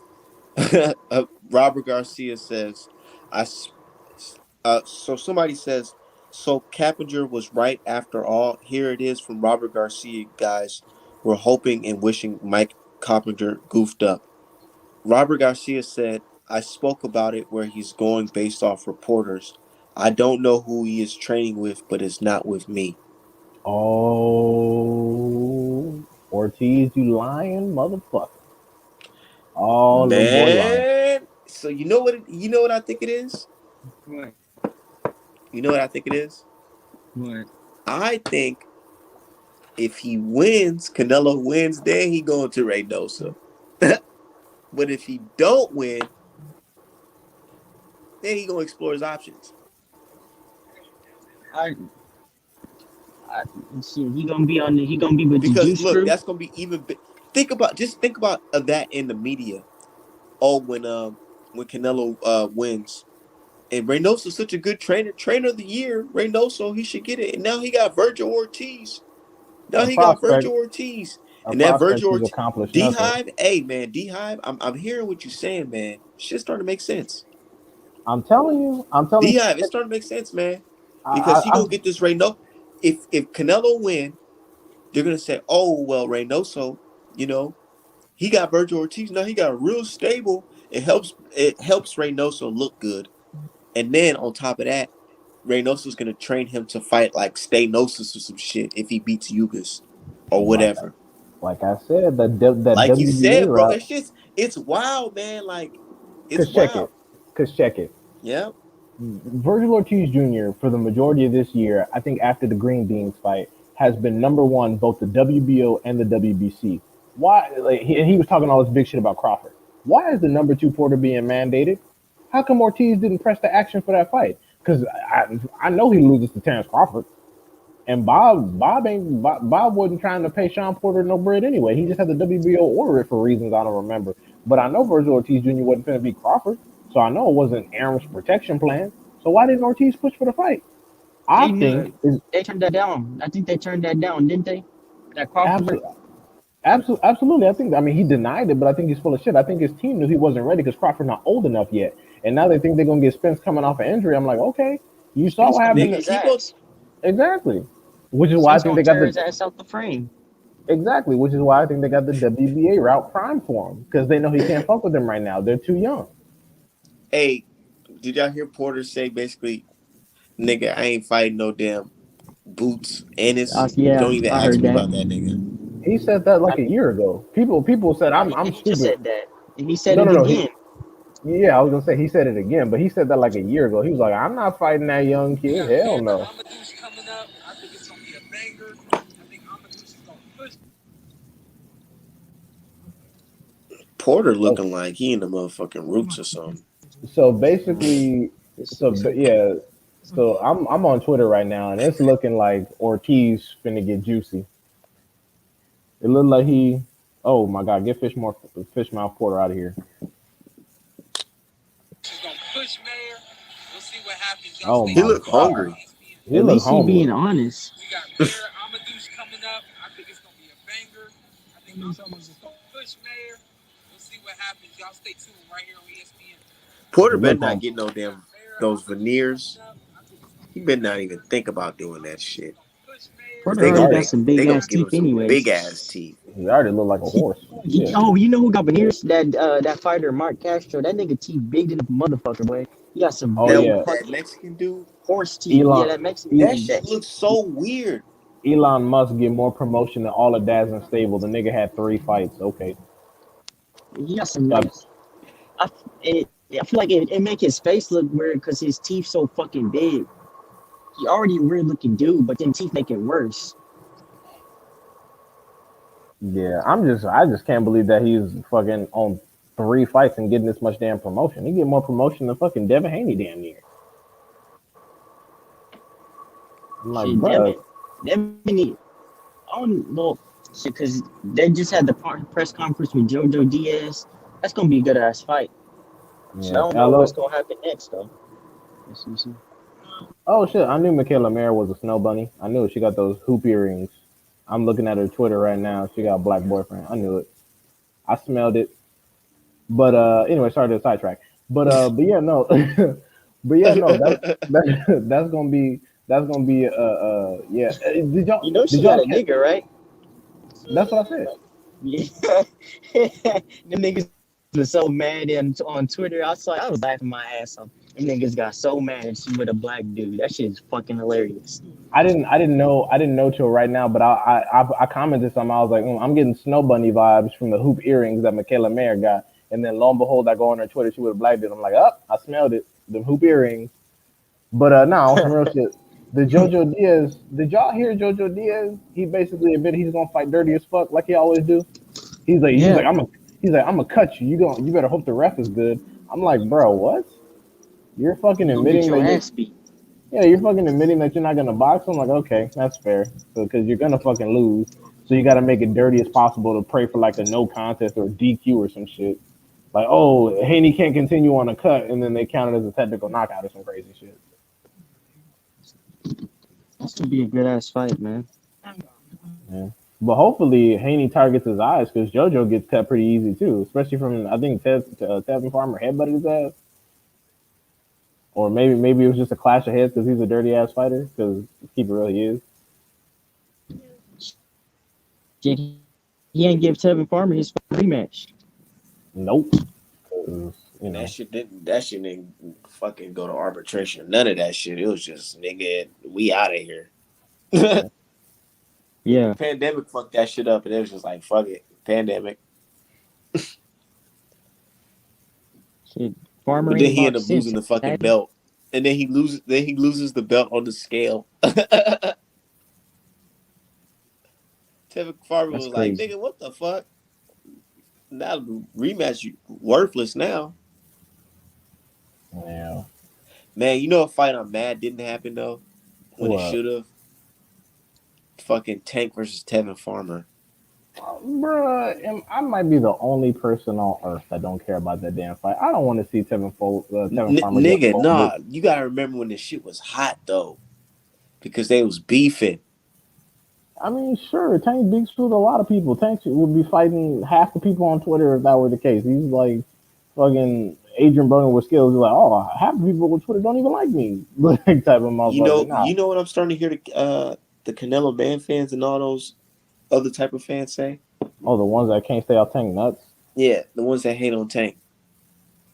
I'm hearing them say things like, "Can y'all name the black fighter that Tank is fighting? When is Tank gonna fight anybody black?"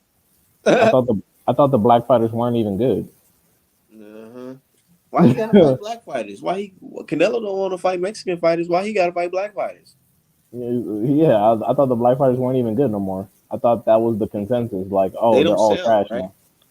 Yeah, I thought they don't sell. They're boring. They all can't box. Aren't y'all the best? So y'all say, oh, we're the best, but Tank shouldn't be fighting the best.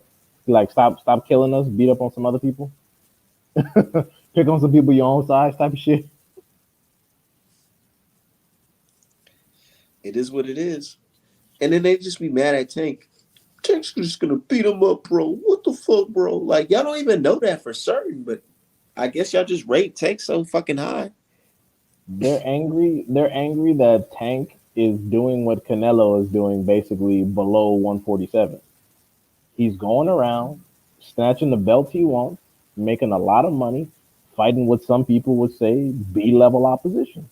But because Tank's doing it, they take notice. But when Canelo Bro, does I it, don't it's care what different. nobody say. There's no opponent of today of a champion uh by the name of fucking Yeardrum. If you fighting anybody, I don't give a fuck because Canelo fighting Yeardrum is just the most terrible thing ever because it's like, bro, the ring walk was longer than the fucking fight, dude. I didn't watch that shit. I should have bet on that shit. I didn't watch that fucking garbage. My thing is though, they're just they criticize Tank for not snatching belts in the same division. So that's all it takes is unification. That's all it would take. Because Shakir's been trying to get unification, and y'all been trying to justify why that shouldn't happen. But Tank got to unify. It's like, so what happens when Tank calls for champions and then they don't end up fighting? Y'all gonna blame Tank? Because Shakir, all he's wanted to do is get a belt and unify, and y'all like, oh, well, he shouldn't be unifying. He should be doing some other shit. So it's like it's like what the fuck do y'all want? What's going on? Whatever protects their favorite fighters. Because Yeah, Valpe's because been running for a minute. yeah, and then Tiafimo came out and straight said at one point, he was like, it makes no sense right now to fight a Gervonta Davis or a Devin Haney. We're gonna fight Cambosos in Australia for 10 million. And none of that shit was true about Australia, the 10 million, all the money, nothing. You're gonna be fighting in America for the same pussy ass bread you've been fighting for, and you're not even doing it on Triller. They can't stand. They listen to people who are fucking pure liars. It's like, bruh, all these people do, all he does is fucking lie. Nothing he's told you has been accurate. And it's crazy because these niggas are the ones that they're trying to prop up like they the shit. Like they real. These niggas be Because lying their fucking ass off. yeah, they'll be like, "Oh, Tank's ducking Lomachenko," and I'll be like, "Okay, great. Lomachenko's ducking Haney. Now what?" Tank never Shit. got no franchise witness protection, so After we can after prove. So if after Haney, Barrios, if Jojo Diaz win, does the belt just changes to a real belt now, or what? Yeah, of course, because JoJo fought for it. Remember, he actually had to beat someone we said had no chin and wasn't even good. So yeah, it's a real belt now. It's legitimate. what was I gonna say? What? I forgot. Oh, but after Barrios shit, ain't nobody calling Tank out. Really like that. Did y'all notice that? Lomachenko ain't even called Tank out since then. Lomachenko stopped calling Tank out after Santa Cruz. He was like, all right, maybe that's not a situation we just want to run head first into, all But things considered. the thing is that shit, it was probably better for him to fight Tank then. Yeah, while he was, young and not that had less experience, probably was less sure of himself. That's why he wanted him, just like he beat up young Gary Russell. And when I say Still, beat up, I mean barely. He got an MD. didn't he get dropped in that fight? I don't really remember. I mean, I watched it, but I don't remember it too much. But yeah, and it's funny because fucking Lomachenko made the pound for pound list for beating the person who was never on the pound for pound list. Ain't that a bitch? It's crazy. Like Wilder, like Usyk number 2 pound for pound right now on a lot of people's list. Wilder and Usyk fought around the same weight, and Wilder actually fought Fury at a lighter weight than Usyk fought AJ. Wilder has never been on the pound for pound list. Fury's fat ass is almost 300. He makes a pound for pound list for beating Wilder. It's just it's craziness. And then you got people like fucking Estrada and Chocolatito on pound for pound list. Sorong Visai from Thailand, a straight up nobody before he fought them, beat both of those motherfuckers back to fucking back. Didn't make a pound for pound list at all. None of it makes sense. And Facts. they're like, oh, you only care because the black did it. I'm like, Sorong Visai is from Thailand, and he ain't never got his respect. He whooped Chocolatito ass once, then he knocked his dumb ass out. Then he beat Estrada.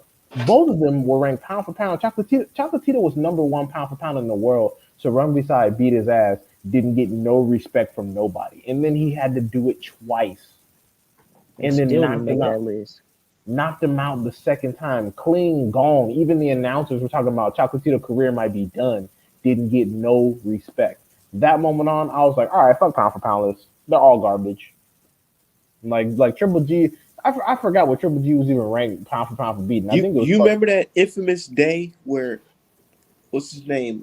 Teddy Atlas told Crawford and Andre Ward to their face that Lomachenko was better than them. Oh my god! Like, bro, like what?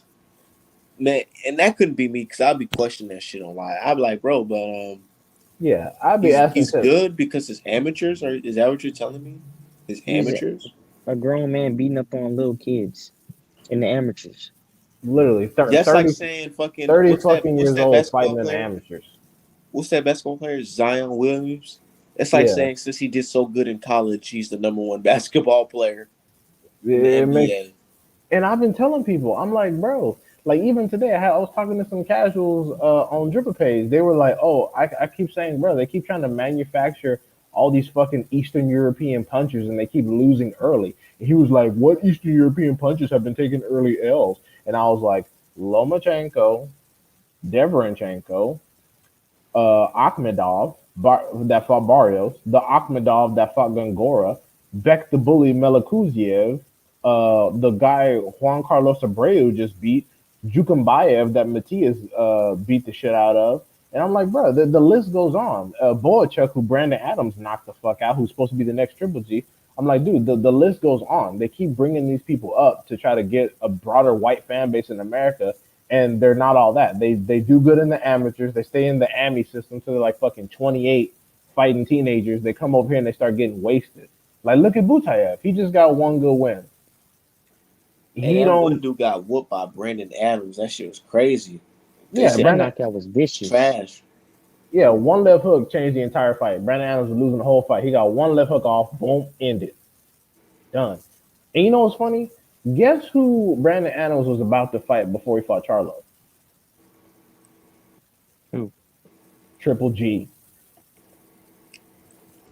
You serious? Imagine. Oh yeah, both he got offers from both Charlo and Triple G, and he picked Charlo. Imagine if Brandon Adams. Imagine where he would be right now if he had fucked around and actually hurt Triple G, Yeah, dropped him or stopped him. Brandon Adams was a Triple G choice, but then they said, "Nah, fuck that." Man, get bum I wonder bumpkin the why they fuck said out of fuck here. that. Yeah. They Huh? must have saw something because I'm telling you, if that same left hook he smoked Boachuk with landed on Triple G's ass, I don't know. Imagine where Brandon Adams' career would be right now. Because Brandon Adams, because he got 3 L's, people think yeah he's trash. It's like, and because he won the contendership, it's like Brandon Adams is a good boxer and he's a solid puncher. And he's So always in supreme shape. consistent. No pads either. Nope, always look straight. Fought at 160 and 154. That's it. Yeah, his nickname is the Cannon. You know, he got 23 wins, 15 War knockouts. plant. That's the caption. War plant. Nah, that's what's up. We're gonna see. I like that. Bro, I can't believe this fight is happening, bro. It's just crazy. Cause you know what happened, man? Look, I remember when they was rumbling about the first time they said the fight was gonna happen or whatever. I was just thinking to myself, like, man, I cannot wait to draw the design for this fight. And I was even getting ready to draw that shit. And then when I found out that he's fighting Rocky or Caleb Smith instead, I was fucking pissed. Like, bro, what the fuck is that shit, man? Who? Who? But now this shit's happening, man. I'm feeling good, man. And I actually got that painting off, and we doing numbers, so I can't fucking wait, man. War You Plant. you know why there? Another reason I think they're trying to make Plant black all of a sudden. Yeah, see that shit right there, them combos on the inside and moving out real quick. That's what I'm talking about. That yeah, That's what. Yep. I mean, If he he ain't do gonna. Canelo like that, that shit would be fucking nuts. Nah, he ain't gonna drop nobody. You But said he ain't gonna the drop nobody. I've been hearing people no, say that he might drop him. no. I'm telling you. I mean, Uskatagi was on juice, but But I'm Uskatagi was saying a little like older. he really dropped him. He dropped Yuskatagi on some like on some technical shit. Wasn't like, oh, he got straight up power and got him concussed. It was like on some tricky shit. He might do some shit like that to Canelo. Sneaky left hook. No, Canelo's not gonna let Plant get a hold of his waist like that. Nah, that might happen like that, but Canelo is not gonna. He's not gonna let you get a hold of his waist like that. Like right there, when he has you on the rope, he's gonna charge at your ass. Because remember, he's smaller and he can close the distance quicker than this guy that he Canelo can. gonna be on the ropes. Ah, ah, trying to fucking tear up fucking Caleb Plant's ribs, but Yeah, Caleb gonna nah. have to. He shouldn't even get on the ropes. You know, Canelo's hands. When Canelo plants his feet and lets his hands are much faster than Scott Gee. So it's not gonna be the same situation. He ain't gonna be able to just grab a motherfucker waist like that. Yeah, I mean the where he's letting combos go, absolutely do that. But you trying to grab people's waist and shit, nah, you're not gonna just be able to spin Canelo. You know, don't do all that shit. In fact, I wouldn't even recommend getting that damn close. Let your punches go, get out. So what you saying, man? You rolling with Plant or Canelo? Me? Yeah. Oh, I said it multiple times. I think Canelo's gonna win by robbery. I don't think the politics are not set for Plant to win. And people are So like, you think PB, Plant's gonna outbox his ass? yeah, I think Plant is gonna have the ability to win the fight, but he's not going to.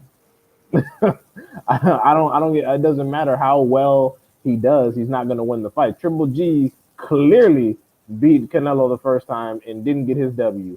Laura clearly outboxed Canelo, didn't get his W. So no, I don't see it happening. Like I said, My dude said Plant may win. I hope Plant does win because it's better for boxing. We get a rematch. Everybody get paid twice. Double the pay-per-view numbers this time. Plant get a bigger fan base. You know, maybe the And motherfuckers look, down. all the Mexicans like, I was rolling with Plant when he said that word Hispanic. Nah, I'm starting to see them tweets too. they're not gonna rate Plant until he loses. They're gonna be like, if he loses, they're gonna be like, oh, Plant was one of the best I'm talking about what if fighters he in the. win? If he beats if he beats Canelo, they're probably just gonna say Canelo was robbed or some shit. They're gonna be like, oh, Canelo got robbed on the scorecards. It was because no, they're gonna say it's because PBC judges. They're gonna say PBC judges. Al Heyman and his black judges got his black fighter. I mean, his fighter. some some fucking judges and shit. You can just hear everything, man. They'll probably say he got tamper in his gloves. but watch. I watch because they got Russell They gonna Moore as say a. Victor Conte. I'm telling you, it's not gonna get that far. They're gonna when Plant throws a body shot, Canelo's gonna pretend he got hit low, and then Russell Moore's gonna take a point. It's gonna be some shit like that. It's gonna be like the Robson situation. Plant gonna do all this work, and then you give him points taken away and shit. And keep in mind that's if Plant's actually winning the fight. If Plant losing, they're gonna let him lose. But if he actually winning the fight, oh, it's gonna be low blows and rabbit punches and headbutts and all this bullshit. I'm telling you, look at Robson. Like people think, oh, robberies can happen. Look at Robson and Michael Fox. They Nigga, clearly lost. those are straight FUs to the face. They clearly lost. Both of those fights, the people who lost didn't win more than 3 rounds maximum. It was a clear wash. And they still gave the decision away. So people thinking with all this shit on the line, they finna let Canelo lose now? All the bullshit? That's what I'm thinking too. But I am like, man, the odds is looking real good, man. You can make a lot of people rich with those odds. It would just be better for boxing because one, Canelo fans actually have to come back down to earth. 2, Plant gets his weight up and America has an undisputed champion. And then 3, there's an opportunity for a rematch. And then shit, You somebody put might. Plant's name in the history books with fucking Bernard Hopkins and who Jermaine Taylor Yep, and Terrence Crawford. and Terrence Crawford. That's gonna be like what? And when I be trying to tell people when I say fucking Plant might be known as the best white American fighter of this fucking generation, I don't know or ever, niggas will be like, man, ain't nothing for this nigga Charles to trade the motherfucking the designer jeans to some motherfucking Wranglers real quick in Memphis. Had that man wearing a cowboy hat. Next thing you know, man, I just see like when I look at it as like a political aspect, I think of it like Plant, he has the complexion for the protection. Even though Canelo has the complexion, No, that's what. who might get the better privilege? But that's why they're trying to make Plant black.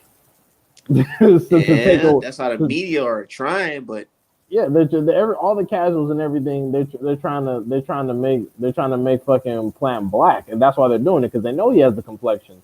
That's how powerful being white is. They want permission to hate on a white boy without hating on a white boy, so they got to make it black. And another reason is because they're not super confident that I think that they're because they know that Canelo, they keep hearing that he hasn't fought a slick black boxer, but they want to get that checked on Canelo's resume post Mayweather, so they don't have to worry about the Andres and the Charlos and those people, even though Charlo tripping at this point. But they don't want to have to worry about Andres. But Andre ain't getting the fight no way. Canelo already said that, so you can move him to 168, 175, do whatever. You ain't getting it. Or what if Brown pull off the upset and Canelo talk about going to 175? Then they don't want to deal with all that. hell no. So they want to say, see, Canelo beat Plant and he's black, so we're done with all that shit. He can fight fucking old ass Better Beard and Triple G3 and fucking retire into the goddamn sunset. Like the same people that are calling for fucking Canelo to fight Triple G again at 40 didn't want to see Wilder versus Fury 3. Make it make sense, dog. Make it make fucking sense. Like, bro, Canelo will stop Triple G at this point. Like, Triple G barely had any head and body movement to begin with. I don't want to see his 40-year-old ass get slaughtered. That'll be Canelo's legacy. He killed Triple G. He's the only man to ever murder Triple G. Like, my goodness. But you know what it is, man? I honestly feel like Plant has it. But you make it sound so convincing when it comes to the politics in boxing, because I'm an understanding man and I understand that fucked up shit happens in this sport, and what they say, everybody eats when Canelo wins, you know. Yeah, But how will I they hope I'm eat if wrong. Plant win? Can they eat if Plant win? Yeah, with these fucking odds And the rematch, the guarantee rematch, and you the get to eat twice. rematch, You get to eat twice. and he'll beat him twice.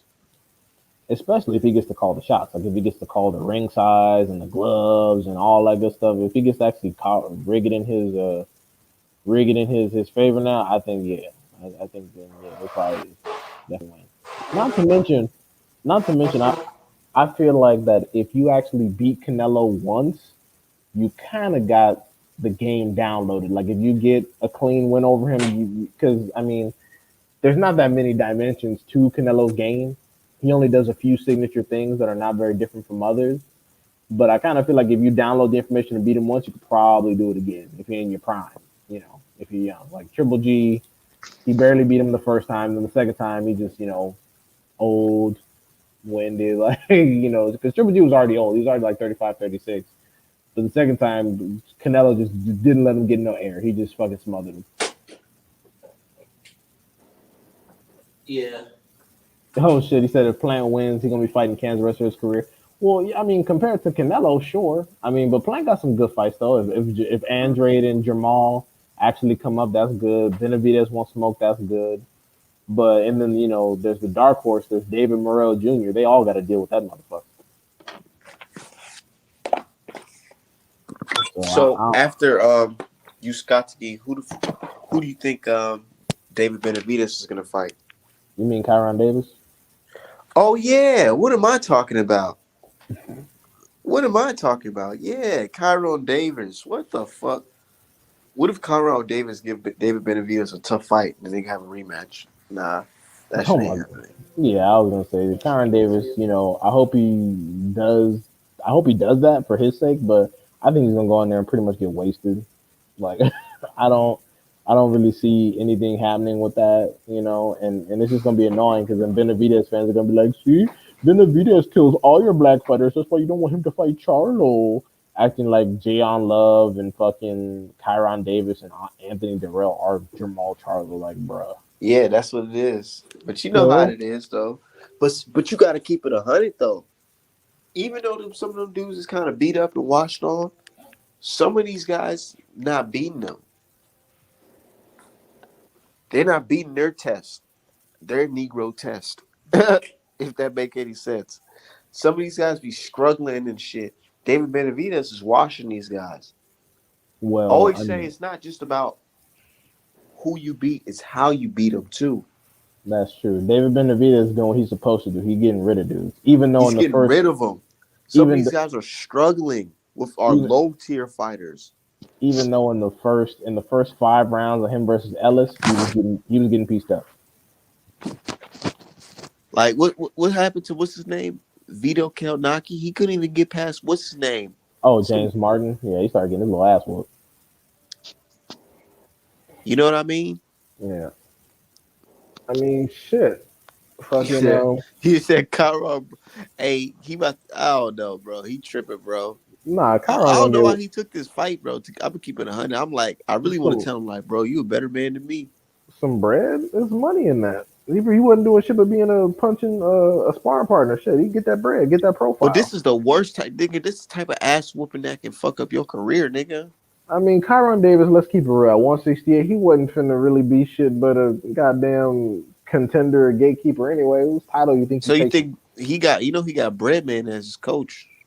Bad. I mean, shit, did that help J Rock? I mean, J Rock out here getting. I thought J Rock got robbed versus the Ramirez decision. I mean, Hernandez decision. I thought it should have been at least a draw because Hernandez didn't win 6 rounds clean. I'll tell you that. That didn't happen. But I mean, if you can't convince judges you fucking beating up Vladimir Hernandez and you got Breadman, what are we really talking about? Yeah. I'm not saying Breadman ain't shit. It's just like, I mean, there's only so much you could do when you're fighting David Benavidez. You could have fucking Bomag, you could have Reynoso in your corner, and guess what? It still might not be enough.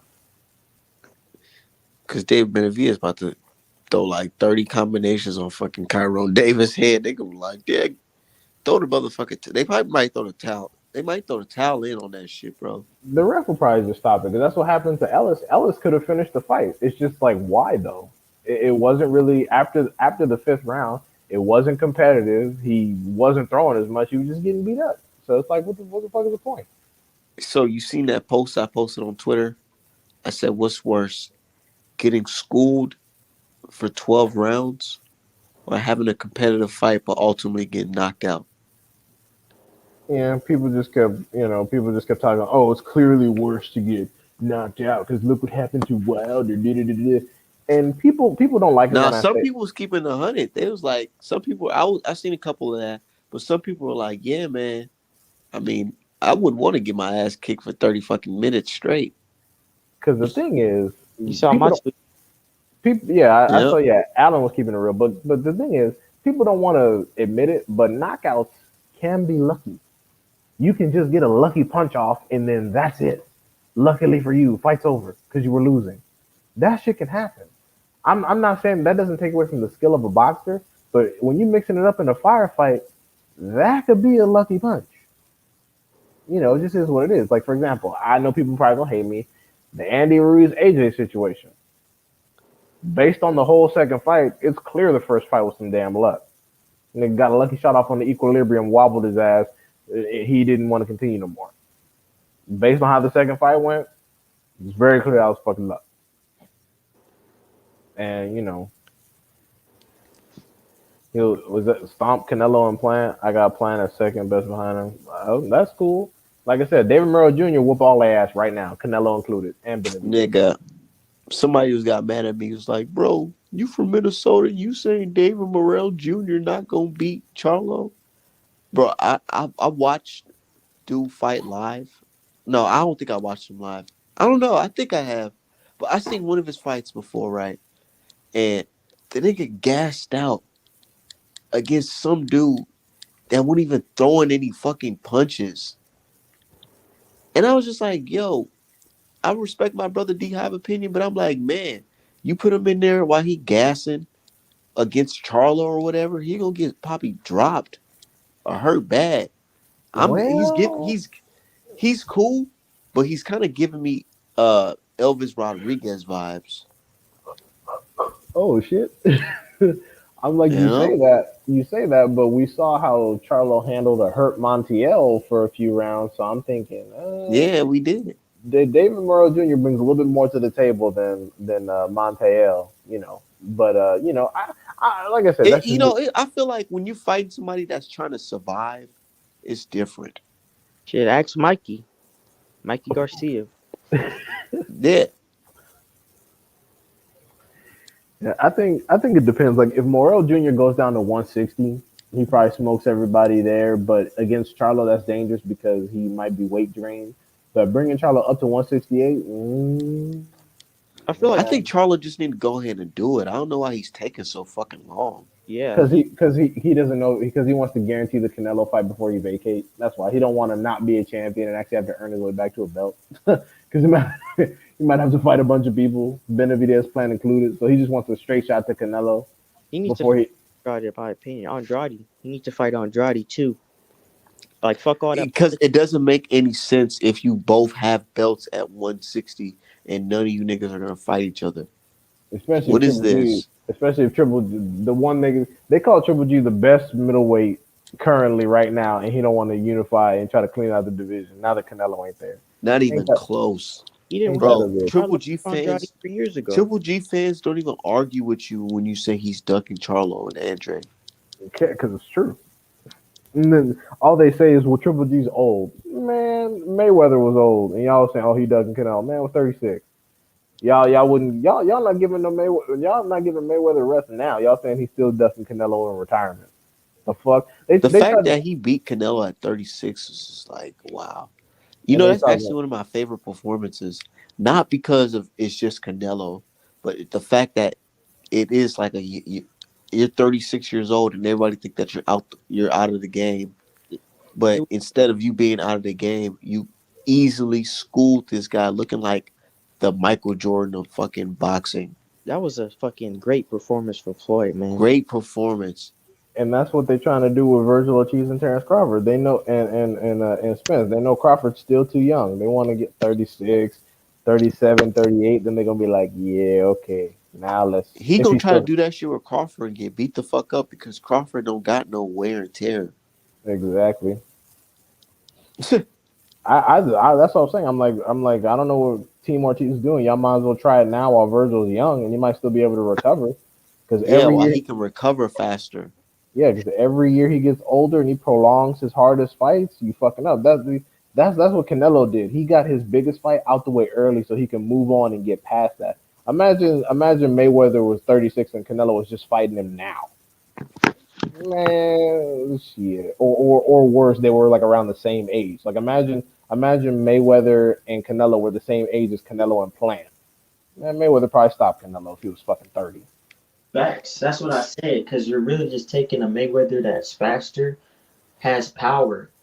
You know, he's stronger. Yeah, that never makes sense when they be like, well,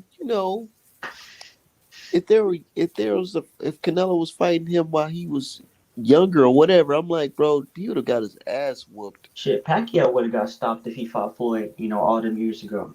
Oh God. And they keep saying Floyd Doug Pacquiao. I'm like, how Floyd Doug Pacquiao, prime Pacquiao, and Floyd older than Pacquiao? They be forgetting that shit. Yeah, they think Floyd is some like some of Floyd's best highlights are from when he was over the age of fucking 35. Like they keep thinking that. I'm like, bro, Floyd is older than and smaller than almost everyone he fought except like Juan Manuel Marquez. I think that was the only person he was younger than and had some size on. Everybody else, he was older and smaller. Yeah, and that's facts. Shit. People try to act like Floyd didn't fight. He didn't fight everybody, but he fought the best. He fought guys coming off their best wins. Yeah, they're like, oh, would you want him to fucking, we want him to clean out a damn division and what? Fight dudes like fucking what? Baldemir, fucking what? Like who else you want him to fight? Because you know that not all champions are fucking worth it. Like y'all say that all undefeated champions are quality fighters and top level fighters, but then y'all say Andrade and Charlo are trash. Make it make sense. Y'all say that if you have a belt you must be solid. Y'all say Devin Haney is trash. Make it make sense. Like you keep switching the criteria. When It's Tank's grabbing belts ain't shit. You need to fight some real people. When Canelo's grabbing belts are all that matter. Hey, Keep it somebody keep it posted consistent. some funny shit. Josh Taylor was talking about Tank getting the secondary belt, laughing at him or whatever. And then one of his partners, his homeboy in the UK, was fighting for a secondary belt. And he was like, yeah, let's go, da da da da. And somebody was like, nigga, ain't this you? Ain't this you just talking shit? Now you celebrating your homeboy getting the same type of belt, but in the lower weight class?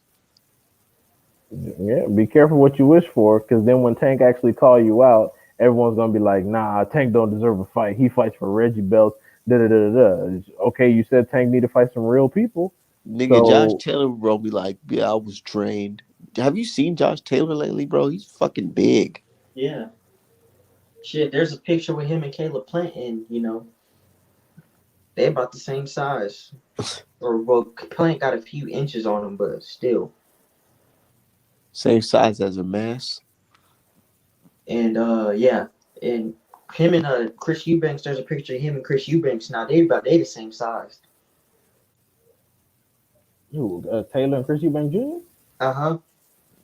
Dang. Yeah, there's a picture. Well, either way, I don't know, this dude on Twitter was like, "Oh, Crawford gonna duck Taylor at 147." I was like, I don't know about all of that. I was just like, Nigga, oh damn, Crawford would beat the shit out of Josh Taylor. Will. it'd It be a wouldn't even be competitive. fair. Yeah, it'd be a competitive fight, but Crawford not gonna let Taylor clinch him up all the damn time. He's not. Because Crawford is a very gifted outboxer. He's not gonna sit there and let you clinch him to death. Because that's the only place where Taylor has any damn success.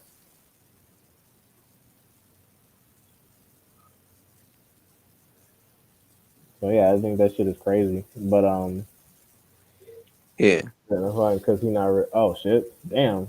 If what Jason's saying is true, that's pathetic. I, I hope Jamal didn't really say that. Oh, Andre's not rich. He Damn, I hope he said he really not did. fighting him because he said he ain't rich. Hey, you see what I'm talking about? Like, Like they Tony don't Har- even understand. like Tony Harrison said, man's a cornball. Oh well, he said that to the little Charlo, but both of them, they're both cornballs. That's corny.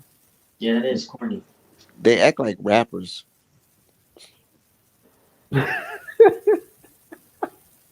They have all this smoke for their own people, but they don't got that smoke for Canelo no more.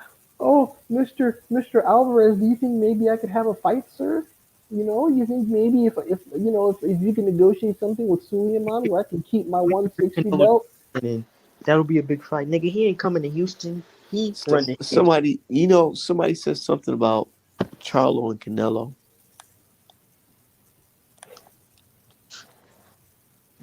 And I was like, no, they was talking. No, because I posted that picture of Charlo hopping on the plane, right?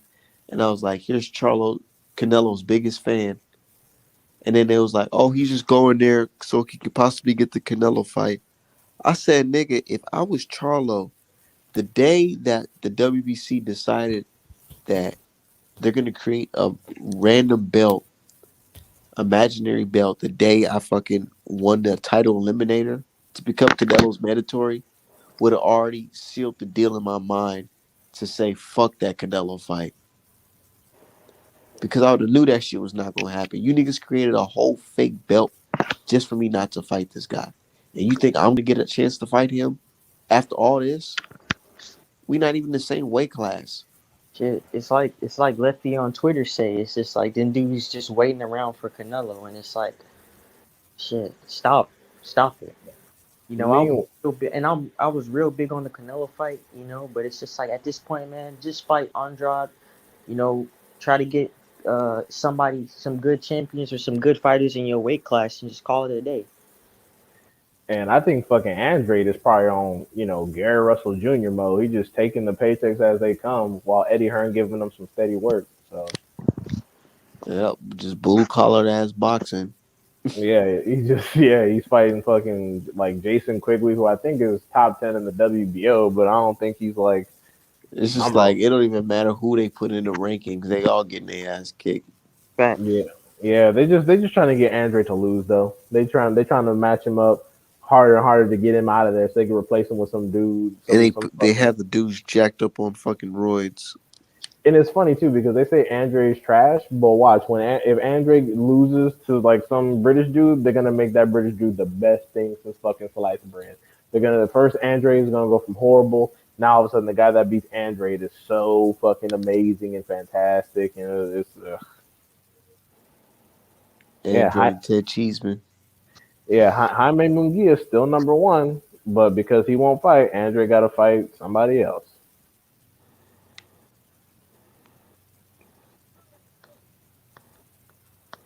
That's crazy how Mungia can just slide through without fighting nobody either. And it's funny because Mexican fans won't talk about him because of exactly what we talking about. No, number one, three fucking organizations not fighting nobody. He don't have to fight no champions. They own tank ass. He don't have to do nothing. This man is on like his 37th fucking fight. That's 37 fights against absolutely nobody, and not a single fan has bothered him or brought him up. They're like, "Oh, we're not talking about Munguia. We don't care about Munguia." I'm like, "Why not? He's one of yours. You should care about him. Why are you always on tank nuts? You don't even like him." Yeah, they was on Mugia because you remember Mugia, he had the status of being like the young gun. They thought he was the Charlo killer. Yeah, They were like, "Oh, this is the dude that could take out Jamal Charlo." And then all of a sudden, they saw him fucking lose to Hogan. They were like, "Ooh, let's just bury that shit." but to this day, I've yet to see that fight. Nobody watched it, but he lost. He got a fucking majority decision, which even he was surprised he fucking won. And then Was it Hogan, that bad? it was trash. And then Jamal Charlo stopped that same dude in 7 rounds. He made that nigga do a backflip. It was his last fight before Deverenchenko. I remember that people was talking shit. Couldn't he? This is the guy he fights, and you expect him to fight the God Nello? The God Nello who's fighting fucking Kovalev after fucking fighting against a prospect, damn near getting stopped 2 months ago. Yeah, Bro, when you say it like that, it sounds bad. He fought a Kovalev fought Canelo after coming off of a war with a prospect that almost stopped him. you Two can't months. you can't make it up. And not to mention, it was short notice, and Kovalev had alcohol issues. Fucking alcoholic. And he probably had COVID. Yeah, all that shit. You can't make this shit up, bro. And then meanwhile, I try to ask people. I'm like, collectively as a whole, Smith, Smith, Fielding, Saunders, Yildirim, and Plant. Can you give me any fucking marquee wins? Any? And they'll be like Groves and Lemieux. Man, I already shitted on Lemieux so many times, bro. Remember Dog, you posted that shit today. fucking Grove. I'm like, bro, why isn't everyone lining the fuck up to fight goddamn David Lemieux? Apparently, if you beat him, you are like the most legit fucking fighters in the damn world. You are just the creme de la creme of fucking fighters. Like they rate everybody on whooping David Lemieux's ass. Shit, if Charlo or Andrade fought him and beat his ass, they would be saying that's still shit. Yeah, Yeah. they could both stop Lemieux in 2 rounds apiece, and they'd be like, nah, they need to fight somebody else. Lemieux was fucking washed. No, GGG already beat him, or even if they fought him before GGG, they would still try to make it seem like, he still is a shit. Cause, man, Yeah, it's too predictable at this point, man. The game's Yeah, to play. The game's too saturated. But yeah, shit, because Tiafimo already setting up the Lomachenko bullshit, already saying, oh, he beats all those guys, but I already beat him because he's in his decline now. I'm like, okay, yeah. So basically, if anybody black beats him now, he's washed. and Got in his decline, nigga, he just had one fight separated from you. You haven't fought yet. you. And You on a decline, nigga. And he and beat the shit out of the guy that you struggle with. yeah, he stopped Nakatani in like the seventh round, whereas you had to go all 12 and you looked like you were struggling. And he said, Tiafimo said, I'm never fighting tall fighters again. And one thing I hate is that people like Nakatani get rated for losing. His best career fights are his losses. They just keep rating these dudes who come out of nowhere. Oh, because Teofimo struggled against him, he's automatically good. What? You think It, Devin Haney then will struggle against him? probably for some parts, but I think Devin Haney will get a UD on his ass. Tank will knock that dude out. Yeah, Tank folds Lomachenko. That's real talk.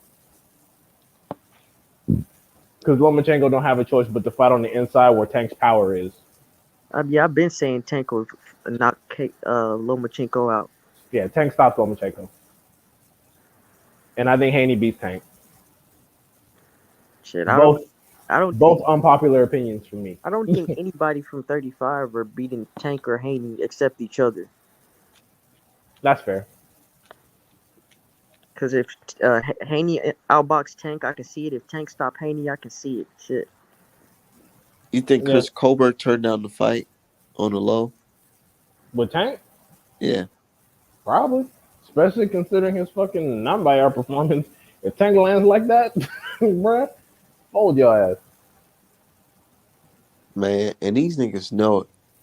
Man, Tay Jones be saying it because Tay Jones actually seen Tank spar live. Doesn't Tank spar like middleweights and shit? Yeah, he said, yeah, motherfuckers really putting it on niggas. Yeah. Yeah, no, it's not a game. People think, oh, he needs to fight some people then. For what? I mean, people haven't been calling Tank out since the Santa Cruz situation. Anybody, the only person I've heard consistently call out Tank is Devin Haney. Facts. And That's the only person I can think about right now that legitimately wants Tank smoke. Everybody else bullshitting. I'll be bullshitting my damn self. That's what I'm saying. Nobody want that shit for real. Because all it takes is one. And keep in mind, Tank has a chin. Tank can take some punches to get to you. That's another thing. So if you don't have similar power to Davis and you can't keep him off you for all 12, you're gonna be in some shit. You're gonna be in some shit. just Tank gonna put that pressure on you, then he gonna walk you down. Cause like look at what he did to Barrios. Tank didn't throw like any punches for the whole first 7. He let Barrios have half the fight. And then fucking Coach Calvin was like, all right, put the fire on him. Put the fire on him, hurry up. And then Mayweather's like, you down on the cards, and it's like, well, yeah, he hasn't been throwing no punches, but it's okay. And then slowly but surely, Tank caught up with him round by round by round, and then eventually got him. And that's how Got him heavy. up out of the game. Like people say, Tiafimo will beat Tank. No, he won't. He'll get folded too. He'll get folded. That fight, shit, that fight will end quicker than fucking him versus Lomachenko. I think he folds Tiafimo like probably the first half, to be honest. I think it'll be competitive, but Tiafimo, people don't realize that he wasn't taking that pressure with Lomachenko well, and he was gassed. Tio fights like a poor man's Tank. Nah, but Tank ain't gonna put no pressure on Tio. Tank just gonna land shots on his ass and probably give him that Pedraza treatment. He just gonna keep tagging him, uppercuts, straight lefts, overhand lefts, jabs, etc. And then eventually he gonna catch him to the body and then take his head off. When he fought Barrios, I didn't even know that Tank's left hand can stretch out that far. Yeah, he was. Yeah, he was tagging him. He was like, surprise, sniper. Like, he literally dipped his head down and extended his left arm as far as it can go. It was popping Mario Barrios' head back. I said, wow. Yeah, man. But I gotta get up out of here. I gotta get some sleep. All Tomorrow's right, the big bro. fucking day, man. Yes, sir. Viva America, motherfuckers. Thanks for having me on. Good night, y'all. Peace, Yeah, fam. no problem.